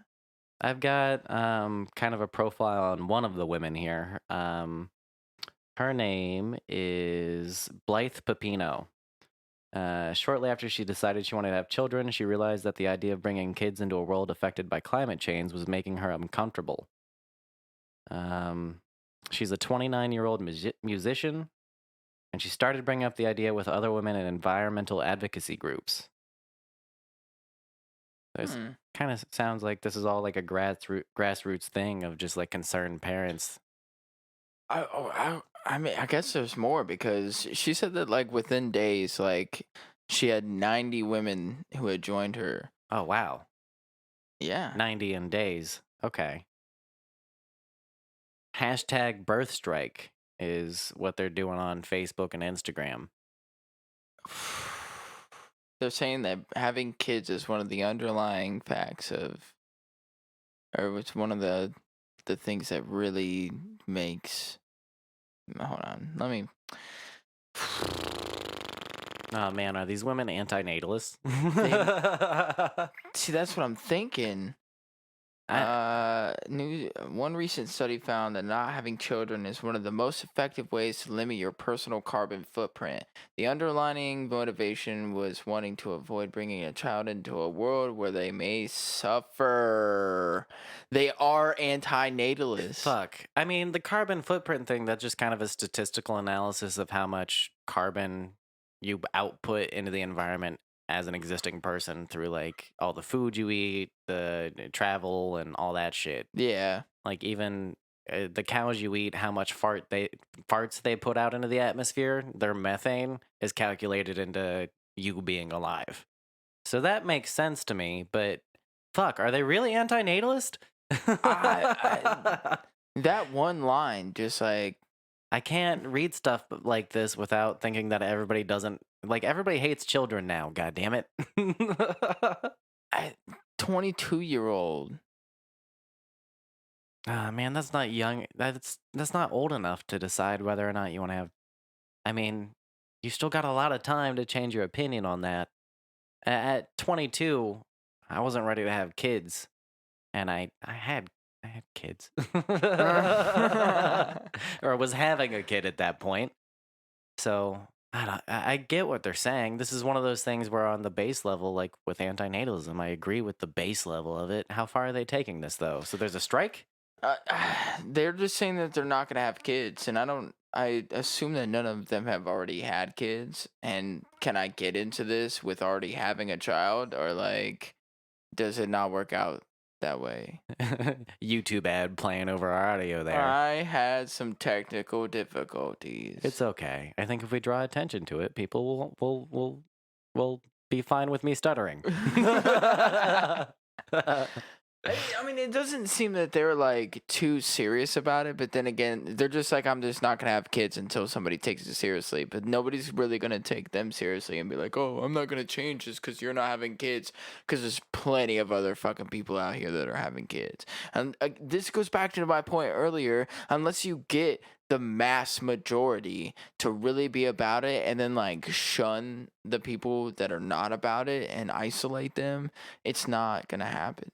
Yeah, I agree with you for the most part. I don't think shunning is maybe not the right word in my view on it. I think those people should be Exile? Is that a no. better word? I think when you push people out of societal discourse, it creates underground factions that they can gather their own steam and cause problems like what happened in Charlottesville with right wing neo Nazis, where you push it off to the side and don't talk about it so much that they form like an underground hate group. Good point. And so I Okay. think those people should be allowed to say what they have to say, but you should also be allowed to tell them that they're idiots. Like you shouldn't cut them out of discourse. You should just tell them they're wrong. Yeah. Yeah. Like keep them there, let them keep trying to tell you whatever, but just keep telling them that they're And wrong. educate other people who are around them to let them know that those people are idiots. I don't necessarily disagree with these women though. I don't disagree with that at all. Like if Like, you they're not choose not wrong. to have a child or have children, I don't care. Do that. Yeah. And you're advocating for something good. You think that the world should at least acknowledge climate change and we should push forward with doing something about it. That's awesome.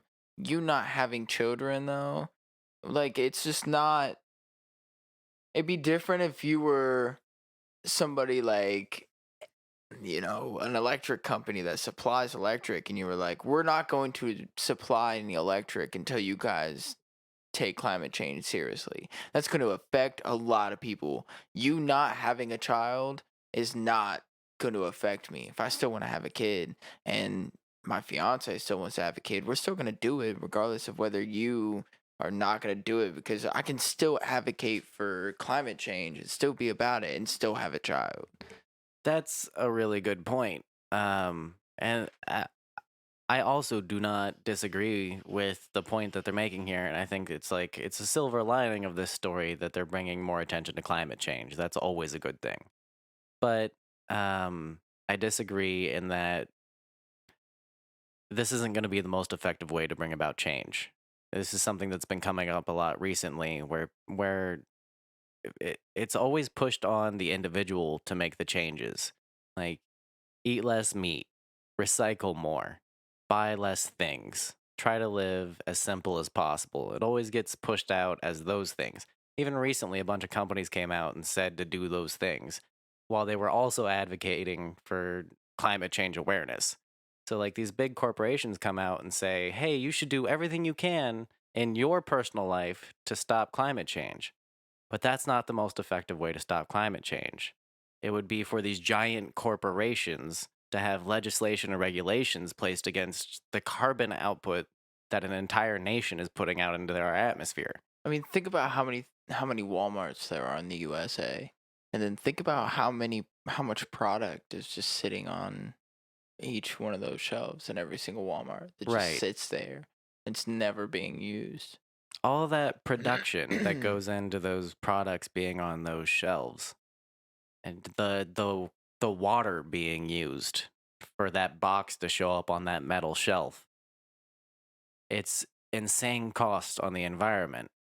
And even if you think about the way we get around, like, I mean legislation in the sense that there should be taxes on using carbon emitting transportation. So, like, there should be a carbon tax for people driving around old vehicles.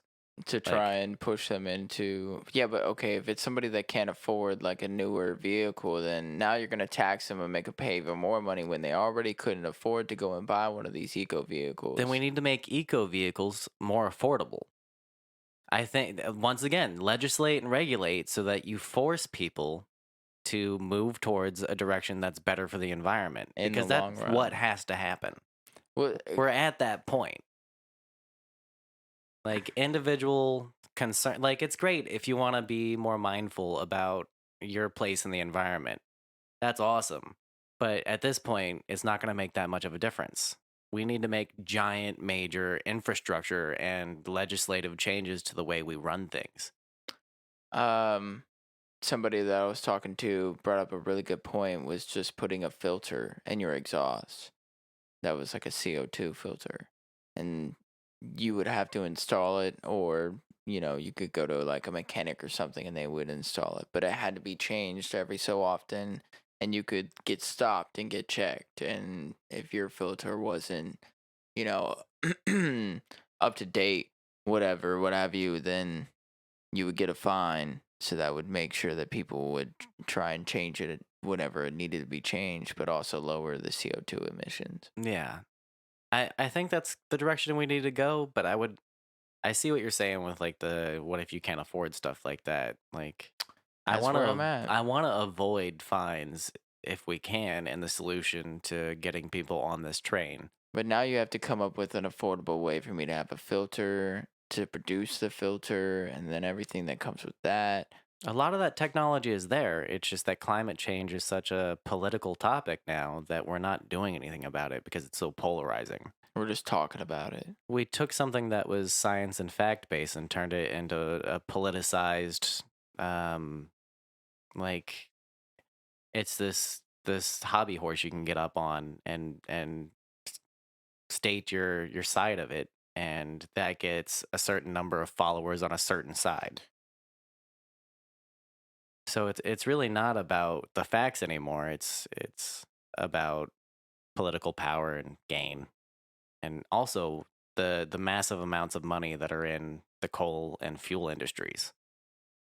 They don't want to change any of this, and they've also known that climate change was happening for the past few decades and outright denied it and hid the evidence that they knew that it was They happening. paid it off. They would pay people to do studies to prove that climate change wasn't happening, and then the studies would come back that climate change was happening, and then they would hide those studies and deny them. Good luck hiding them now. The way that the internet is. Yeah. So the birth strike thing I think is really interesting, but they're kind of missing the point. Like I applaud the That's where I feel that it wasn't the best execution. It yeah. wasn't the best way for you to come about it. Like if you could, there should have been a different way that you came about it. Then when you went into an interview, you were like, yeah, and I also choose to not, have kids until we really take this seriously. It would have, brought up more if you had something else that you know, put forward. Like I'm not going to. I don't really know what a good example would be, but not doing something that affects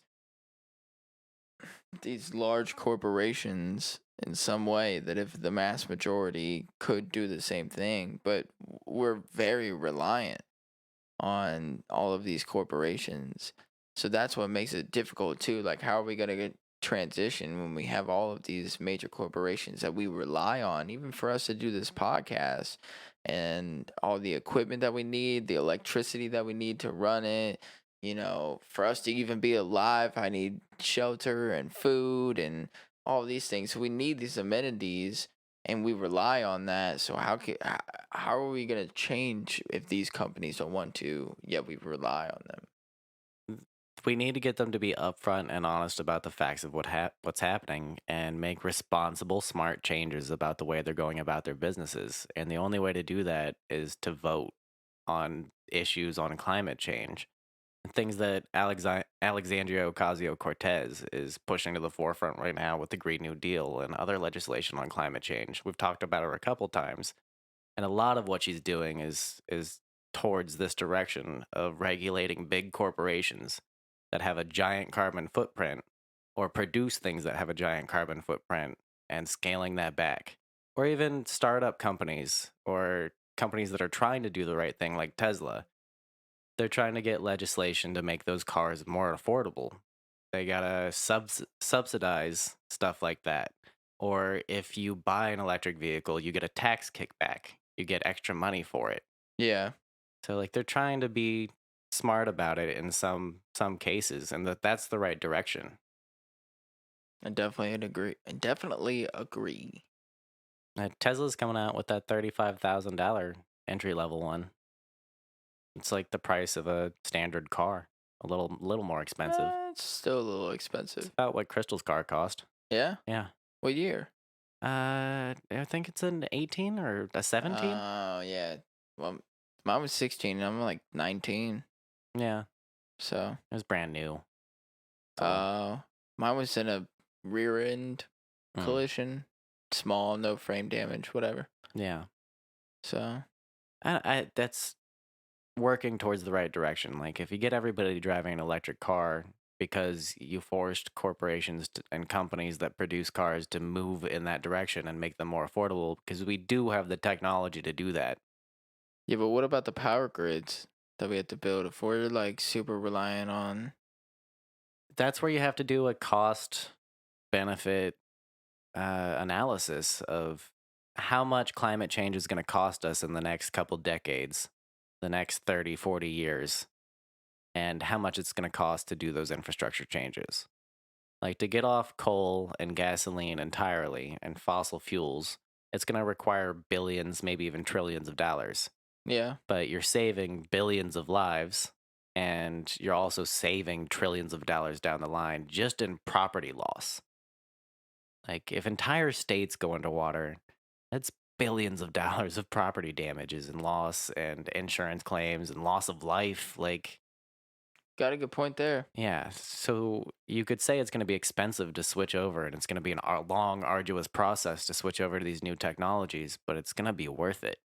That's the consequentialism thing again. And I don't think those women are anti-natalists for the birth strike thing. I think they're more consequentialist because they are actively deciding this is the world we live in and it would be dangerous to, like, I have this worry a lot with my children. What kind of world are we leaving them? And I worry about their future because it is true that by like 2050, the storms and the climate change and the droughts and the flooding and the fires in California, all that stuff's going to get worse. And we're not entirely sure how quickly or how much worse that's going to happen. We have good ideas on how quickly it's going to happen. And 2040, 2050 is kind of the start of it. My kids are still going to be around. They're going to have to live with that. And we left it for them. Right. So I don't disagree. I definitely think that our generation coming up, we're still super aware. And there's definitely a lot of people our age that are really fighting for this change, that are like us, that are like, we really need to get into these renewable resources in any way that we can, or we need to have these laws and regulations to force us to filter and to produce as little emissions as we can and get to like natural gas. I mean, that's just another, renewable electricity, renewable natural gas. Those are things that we need to look into. Gas isn't renewable. I mean, I don't mean to correct you in the middle of the podcast, but No, you're right. we have a finite source of all gases. I mean, some of them can be produced artificially, but the big one is helium. Like, we're going to run out of helium eventually because it's leaving our atmosphere because it's light enough to. Where do you get helium from? See, I don't know the logistics or like the technicalities of how you mine for helium. I know that fuck, man, that's a good question. Yeah. But we use it for medical equipment. Like man, is it CAT scans or radiology? So one of those, or what's the one that start MRI? I Yeah. think MRIs use helium inside the mechanism, and that's part of what makes them work. But also like balloons. Like eventually, we're just not going to have balloons, or we're going to have to use a different gas for our balloons. So, and we use helium because it's mostly safe. So like we're gonna have to find a synthetic or something similar once we run out of it. Anyway, that's a kind of a tangent, but yeah, gas is another one of those things where it's like oil, we only have so much of it, unless you eat a lot of Taco Bell. I can give you all the fucking natural gas you need. I've been so gassy today. Dude, speaking of food, man, I'm so hungry. I don't know why. I, I'm sorry. No, it's okay. I don't have No. anything for you to eat. No, I mean, I would hope not. You just don't have like a burrito in your pocket. Well, I've got my backpack here. I could pull out. Oh, like... okay, that's fair enough. You just got like a Tupperware of spaghetti. Why spaghettis? I don't know, man. You know what? I really don't like spaghetti all like that. I'm not a huge. I liked it a lot as a kid, and as I got older, I was kind of like, this is just trash food. I don't know. It's just not that exciting to me. If anything, I put hot sauce in it. Yeah. Frank's Red Hot. Put that shit on everything. If we're gonna be sponsored by anybody, fucking Frank's Red Hot is the way to go. Cause I mix Red Hot with my Sprite. It's really good. you need to cut that shit out. That's not okay. Can't be good for my liver or something. I know. I know. I said I put that shit on everything, but you're taking it a little far there. You're taking it just a little far. I'm just saying. Eh.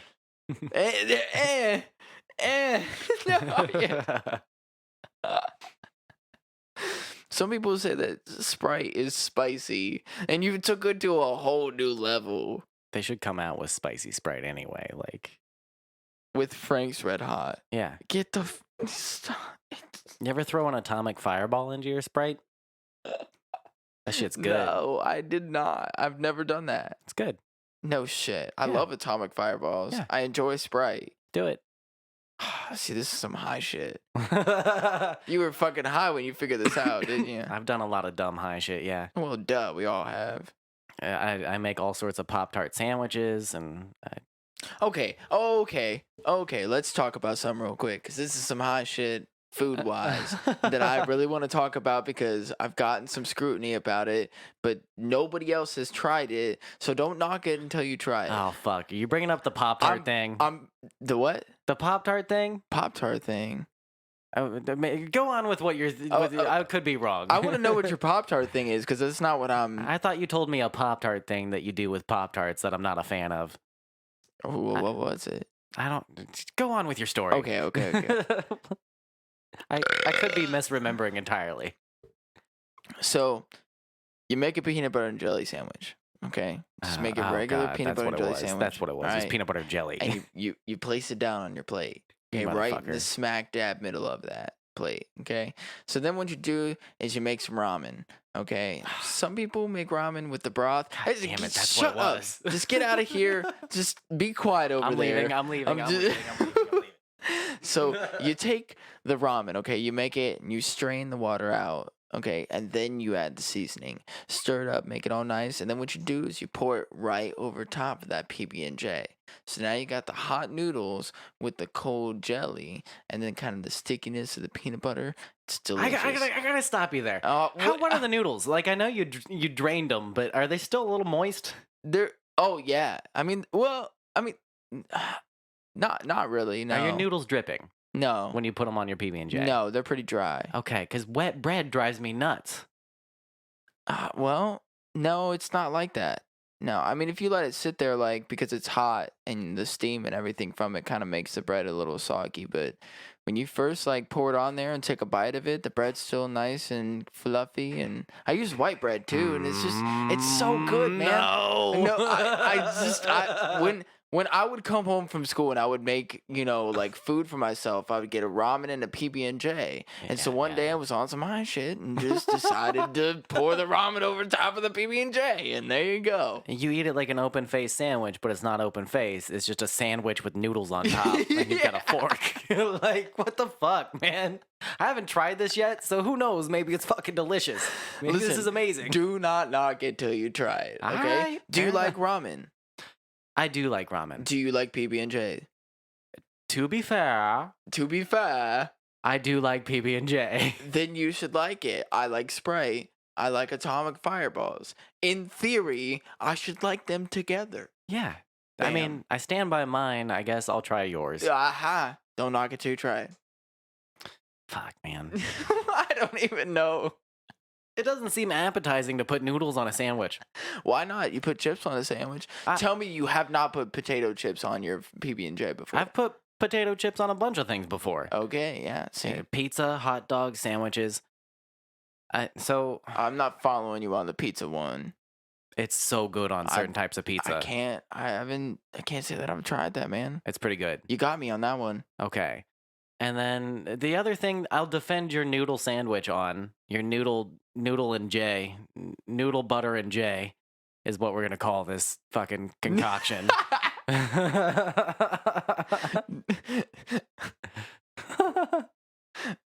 That makes me kind of concerned because I'm like, what noodle are you putting on there? Okay. Ramen butter and J. Okay. Ramen butter and jelly. So this, I will defend you on that. I do when I was a child and I enjoyed spaghetti still, I would take my buttered bread that we had with the spaghetti and I would put noodles inside of it. And then fold it in half and eat that like a sandwich. And eat the bread. There you go. Yeah. Point taken. Right there. Bam. Point for me. It's kind of like a meatball sub without the meatballs. You just got noodles in there instead. Mm-hmm. Okay, it's still the peanut butter and the jelly, and then what flavor ramen are you using? Chicken? Chicken, of course, chicken. Because I I'm feel a like white person, okay? It's the only fucking ramen I eat. you Let's don't be like real beef here. ramen or shrimp ramen Not really, or any no. of the new like what's the Oh, they did come out with the spicy chicken one they at got a one spicy point. chicken and I a can roast chicken I one. can take the spicy chicken one. Like I can do that. That I You should try the roast chicken. It's creamier than the normal one, so it's kind of like a cream of chicken noodle type thing. Talking ramen on this podcast. Yo, this is what we do, okay? We help you out. I'm hoping some people will try it. Yeah, okay. So if you try that, get back to us and let us know, because I'm Let not us trying it till somebody tells me it's good besides you. That's like the whole piss in your pants thing. Like I feel Oh, like you motherfucker. people aren't gonna do it until You're bringing somebody up two else does things that it. I hate. I hate your noodle sandwich and I hate this pee in your pants I'm idea. gonna make you fucking piss yourself, dude. I All swear to God. right, so You we know what's gotta introduce this, don't we?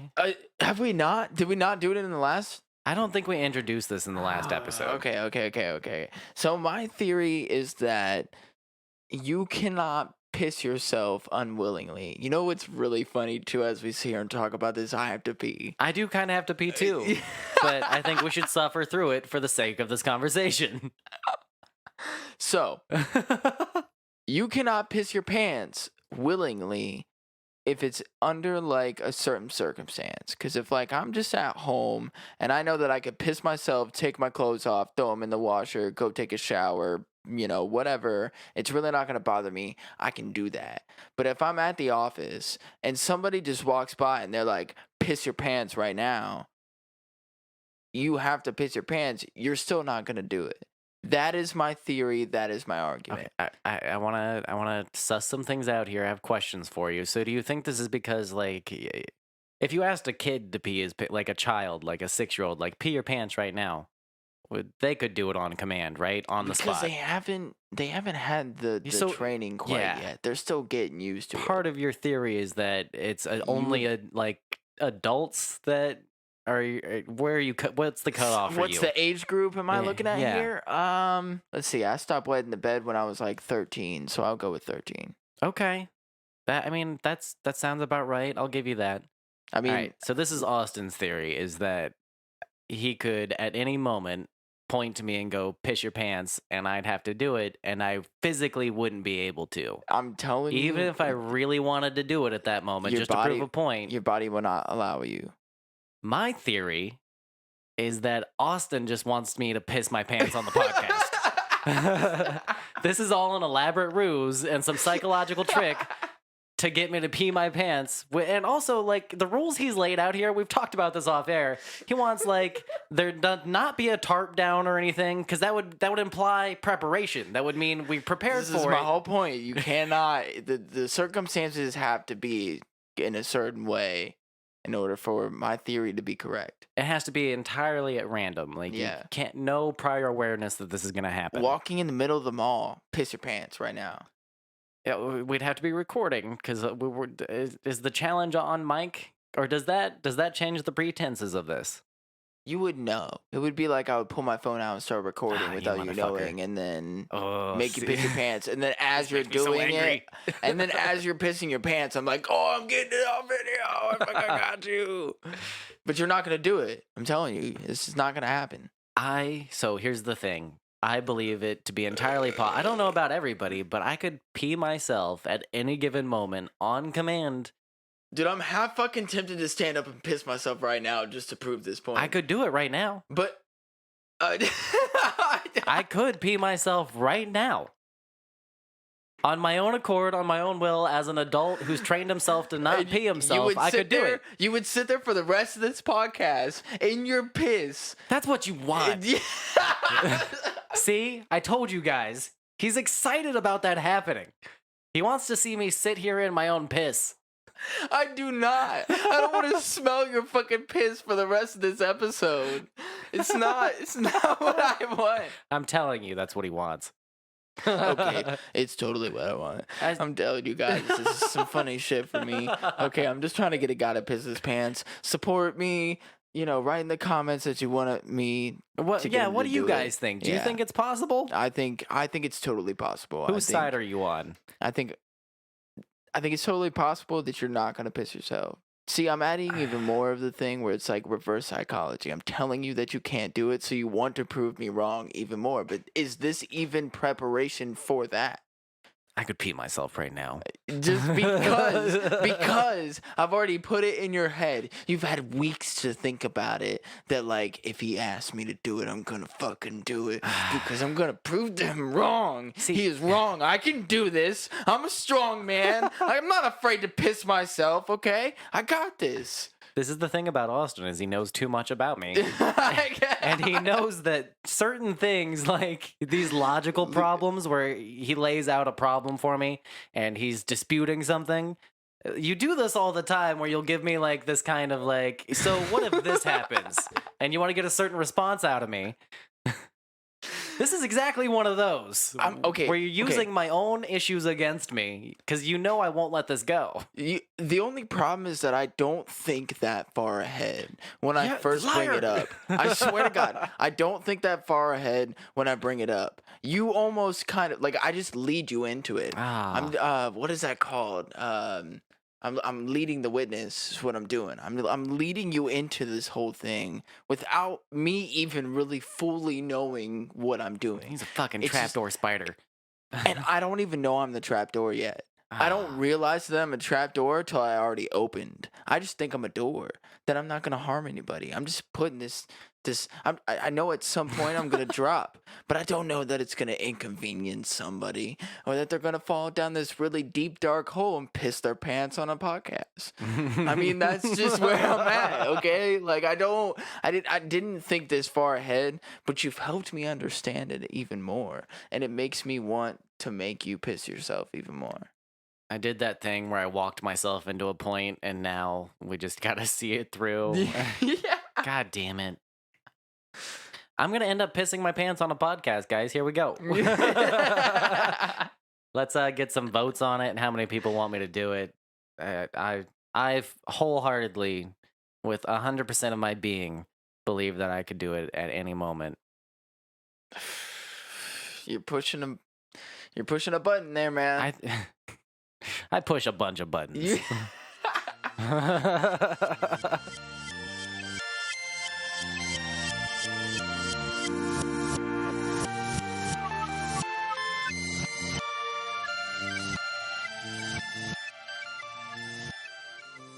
All right. So, talking about this podcast and everything, let's talk about how the podcast got started and why we even, where we really came from with this podcast and why we thought that we should be recording everything that we talk about in our little sessions here weekly. Yeah. Well, the idea all just started from us having long conversations that at the end of would be like, fuck, that was a fun conversation. Yeah. Like we had so much fun with the conversation. Like I wish there was more people around that could hear this, that could interact with us and give us more information or have their own views on this and like what are people's perspectives that are maybe more involved in these certain situations that we're talking about, things like that. I mean, I remember working at Culver's at the time. Yeah, And dude. it That was- was the hookup too. Dude, it was awesome, man. I ate so Culver's many- is great. So many cheese curds, dude. I could Yeah. I could order a large cheese curd and eat that any day. Ooh, cheese Any- curds. These are so good. They got the white cheese and the gold cheese in there. Dude, it's like a mix of it, man. It's just so delicious. So delicious.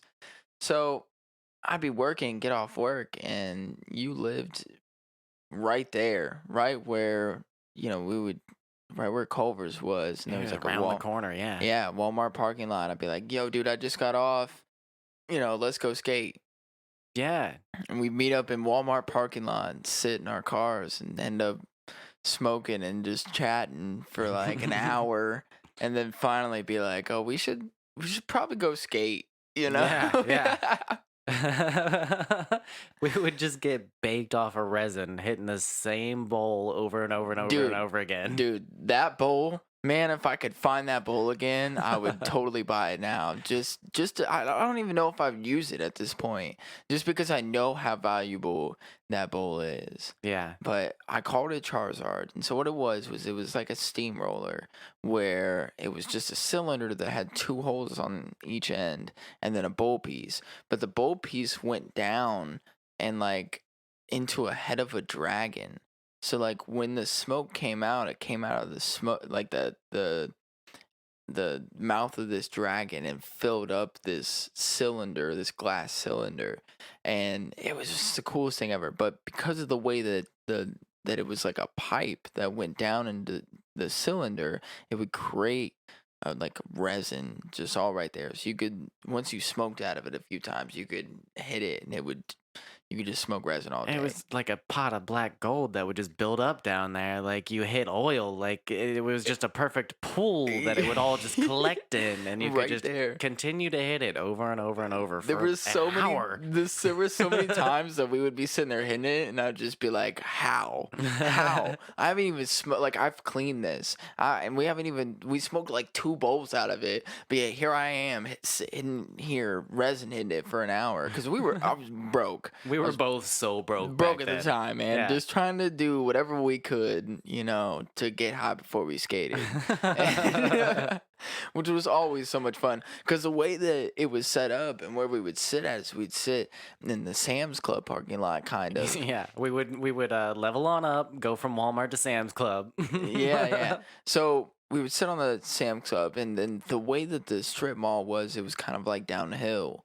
And so after we were done smoking and talking, whatever, we would end up, throwing our boards down and just doing like this downhill jam. And I remember that there's always this cop sitting at that Walmart. Yeah, And that's why what we parked at the Sam's Club. yeah. But he was always in the Walmart. He was never in the vehicle. But every time we go down this downhill jam, it was always like, see how close you could get to the cop car. We would get Yeah. down real low on our boards, and you'd be going pretty fast, and you just like throw your shoulder back a little bit, and just get like super close to it, and just glide to it, and then go down this downhill jam, and you go into this BP, and just you like the right at the end of it, if you went into this BP, it like dipped down a little bit more into this like little driveway that was behind the BP. So you just shot out at the end, and we're just going so fast. And then it was kind of rough after that. So like right after that, you would slow down. It was pretty much like I would get off work, go get stoned, do this downhill jam, and if we wanted to, grab beer or grab something to drink right there at the BP, Yeah, and then go exactly. skate a fucking two-stair for 3 hours. You know, Mm-hmm. chit chatting in between. Yeah, half the time we'd just end up sitting on the stairs in front of GameStop, Yeah. chatting about some crazy shit. Yeah. We'd talk about something for an hour and be like, let's go back to the car and get baked again. Yeah. And we'd have another 2 hour long conversation. It'd be like 3 a.m. We're all like, well, we got to go home. Yeah. Yeah, dude. I was like, man, I should probably go home and go to sleep. Now I work too much, man. I wish we could do that now. And this is my whole point is we need to move somewhere where it's warm.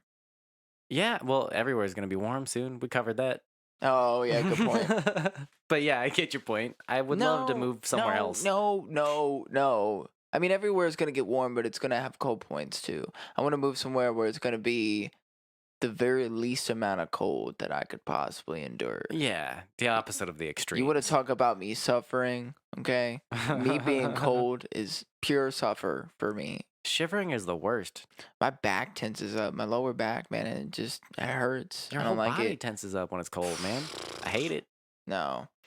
And we just don't we don't get good snow. Like I don't get no 5 feet of snow where I could go to like some random hill, and like legit snowboard down it and build a ramp at the end or something like that and have like plenty of snow that not after I go down it 5 times, Right. I've already worn the snow down and dirt and mud is starting to come up and yeah, it's The just snow in not. Ohio is just as passive aggressive as everything about Ohio. Yeah. it's like it's not a terrible place to be, but I hate it. But it's not a terrible place, but it's just like what you get is just so medial. It's just right in the middle. It's fucking spaghetti. You, Ohio is like spaghetti. It's like, yeah, fuck. I liked it when I was a kid, before I knew better. now I know that it is shit. Yep. It is shit. It's like if you want to see something, but not fully and like immerse yourself in it.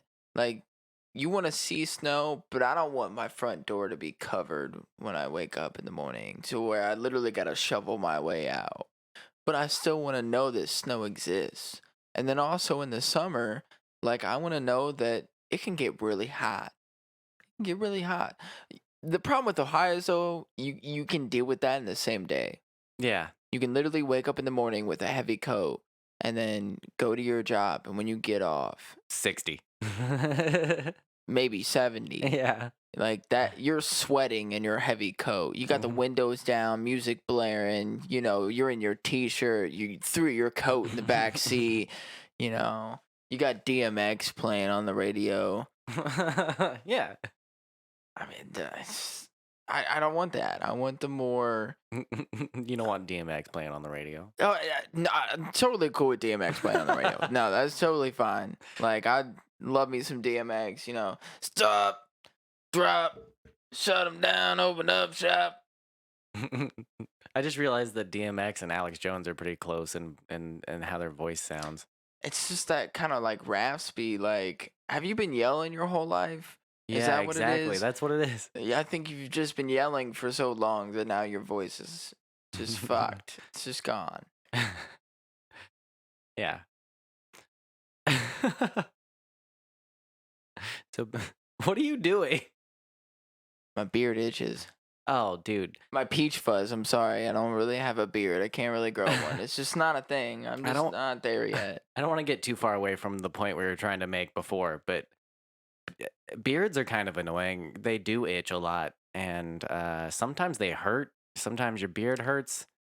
Yeah. Yeah. Do any of like your random hairs just hurt when you like touch them? Depending on the day, yeah. Yeah. Sometimes my beard kind of hurts, and I gotta do a good scrub, and you gotta keep your beard maintenance is important. I've been putting like beard butter in my beard lately. Beard butter, Yeah, man. there's That sounds different pretty. waxes and butters that are basically just pomades for your beard that you can put in, and To put beer on your beard. I'm sure there's some beer infused fucking beard wax. That seems like the manliest thing on the market. I don't see why not. Are you a man? Put beer in your beard. There's that one like southern guy that's just like, well, I get so drunk, you know, sometimes if I'm drinking, you know, a little bit, you know, falls down into my beard. So Get what that whiskey bush. I'll just, you know, rub it around next time. I don't need to go out and buy all this fancy new, you know, cosmetics, you know. I just go home and drink my, oh, jeez. I don't even want to say the name. I'm just going to go with Bud Light because I didn't even, I was going to say Natty. Oh, yeah. Yeah, I was like, what no. are you talking about? Nope, not PBR and Natty. I'm at least gonna put some dignity on this person, okay? I've given him the southern accent. I've already put him to the point where he spills beer on his beard. I'll at least let it be some Bud Light instead of calling him out on some Natty Ice, you know? Alright, Like, I'll alright. give him a little bit. Lets his Bud Light falls down onto his beard and he just rubs it around, you know? He just constantly smells like beer. He doesn't even drink that much. It just he makes a point to dribble it on his beard. He has a beer or two a day. He just always gets some in his beard. Instead of toothpaste next to the sink, it's just a Bud Light, Just a you Bud know? Light. He brushes his teeth with Bud Light. One of the aluminum cans with the twist cap, you know? He just twists it back on. It's just a room temperature Bud Light. Every now and again when he goes in to take a shit, he just takes a sip of it, Oh you know? no! Oh god! Your toothbrush Bud Light that you've left in your bathroom for like 3 months. You take a sip of every so often. We were trying to give this guy credit. Now he just sounds like the worst person to have ever existed. I wake up in the morning. I don't know. That's my default voice now. Is just that. I brush my teeth with fucking Bud Light because I'm a real American. Because Obama put chemicals in the water that turned the frogs gay. It's turning the frogs gay, and I don't like it. So I brush my teeth with Bud Light to keep the interdimensional child molesters from coming. You gotta support Bud Light. These are the true patriots. Hillary and her emails. You heard them talking about Bud Light. Bud Light Platinum, Bud Light Lime. They've even got Bud Light Orange now. That's the real conspiracy. How do they get orange into the Bud Light? You tell me that. Who's funding them? Look into it. That's all I'm saying. Are they gonna come out with like a Bud Light apple? New Bud Light Apple. Take a bite. I don't know, man. I mean, it would be in like contingency for Angry Orchard. You know, like they're trying to fight the whole cider industry, so they're like, "Oh, we got Bud Light apple." Yeah, fucking Smirnoff came out with some, or one of the canned like spritzer drinks came out with fuck, I wish I could remember what it was, but they came out with like a strawberry beer or something ridiculous, where they're definitely doing that now, where like beer is declining in popularity, and like ciders and IPAs and regular beers like a Bud Light isn't as popular as it used to be. I mean, I'm kind of cool with that. Yeah, me too. I like the fact that there's more places that are having like Angry Orchard on tap. I'd much rather drink that. I think for me, like the sugar and that it is a little bit more sweet doesn't make me feel as shitty in the morning. I don't feel as dehydrated and like just all around shitty in the morning if I drink two Angry Orchards compared to like two Bud Lights. Yeah. Hmm. So we got back to a reasonable point after talking about a bunch of fucking nonsense. Which is the original point we were trying to make, is that we would sit in this fucking car and smoke like we've done tonight, One thing would lead to another. and we would just talk about anything. The And it next was, thing you know, we go from anti-natalism to Apple Bud Lights. and I enjoy when I find a person that I can have these types of conversations with. I think it's rare that not everybody has a friend that they just go have like a 3-4 hour long conversation with, and then you spend the next 2 hours skating, and you go back and talk in the car for another hour. Yeah, And dude. like we don't have the time for it now because we're busy, but we used to spend almost entire days together Dude, and just talk about nonsense the whole time and have a fucking blast doing it. it was really fun like at like our local skate park too at the time. It was just fun to go there and we would just have the picnic bench and you could sit down at the bench and talk to all these people and have all these crazy conversations too. Or you could just go and skate and enjoy that and pump each other. You are the only person that I've ever seen do a Christ air in person. Okay. I Like don't know if I can do it still since I've had kids, but I've seen it on videos, I've seen it on TV, whatever. You are the only person that I've ever seen in real life do a Christ air. I, the thing is, I started skating. I thank you for the compliment, but I started skating when I was 7, because I had family out in California, and we went out to California, and my grandfather at the time had the X Games on TV one of the nights that I was staying at his house, and it was Tony Hawk skateboarding at the X Games. I saw that on TV and thought it was the fucking shit. So the next day, I had talked my grandpa's ear off about it, and he took me to the Birdhouse Skate Shop in I think it was Santa Monica. So we go to Birdhouse, and I get a So Tony Hawk. crazy I that get you a started out in California too. I get a Tony Hawk, one of the like I forget what the name of the board was, but it was the baby skull eagle, or the Okay. hawk. I mean, I don't know why I said eagle. But it was like the baby hawk, skeletonized on the bottom of the board. It was my first ever skateboard, and then I got the full setup. Grandpa paid for it because he was a badass. Hell yeah. I will always be thankful for this all happening to that guy. Fuck yeah. But so he takes me to the nearest skate park from there. And I'm terrified, obviously. I've never stepped on a skateboard before. And it's like, here's a Californian skate park. Try to learn. And there's all these fucking shredders everywhere. And so I'm terrified to roll into like one of the tiniest ramps they have there. It goes into like a clover bowl, and they had like a 2-foot section that you could just kind of like waterfall into and then Yeah. skate the rest of the bowl. And he was trying to get me to do that, and I wouldn't do it. So he was like, 47, maybe 48 at the time. And he's like, "Here, I'll do it. I'll show you." And he steps on the board, starts rolling towards it. The second he hits the transition, just fucking banana peels hard, flat on the back, and he goes, "Ooh!"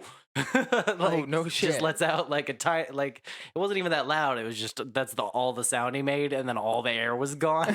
It's just, ooh, and then he couldn't breathe, and he's like, "My back." So that's my first experience with skateboarding, and I saw the X Games. They were doing crazy shit when I was watching on TV. I was like, I want to learn that, and I was seeing people doing Christ airs and giant bonelesses off these like 20-foot vert ramps, and just crazy shit that I'd never seen before. And I was like, okay, that's what I'm doing now. Dude, and you do it. Well, You not quite to that I mean, extent, not but maybe that's not why I that learned the crazy, Christ air. but you definitely impress me every single time you skate.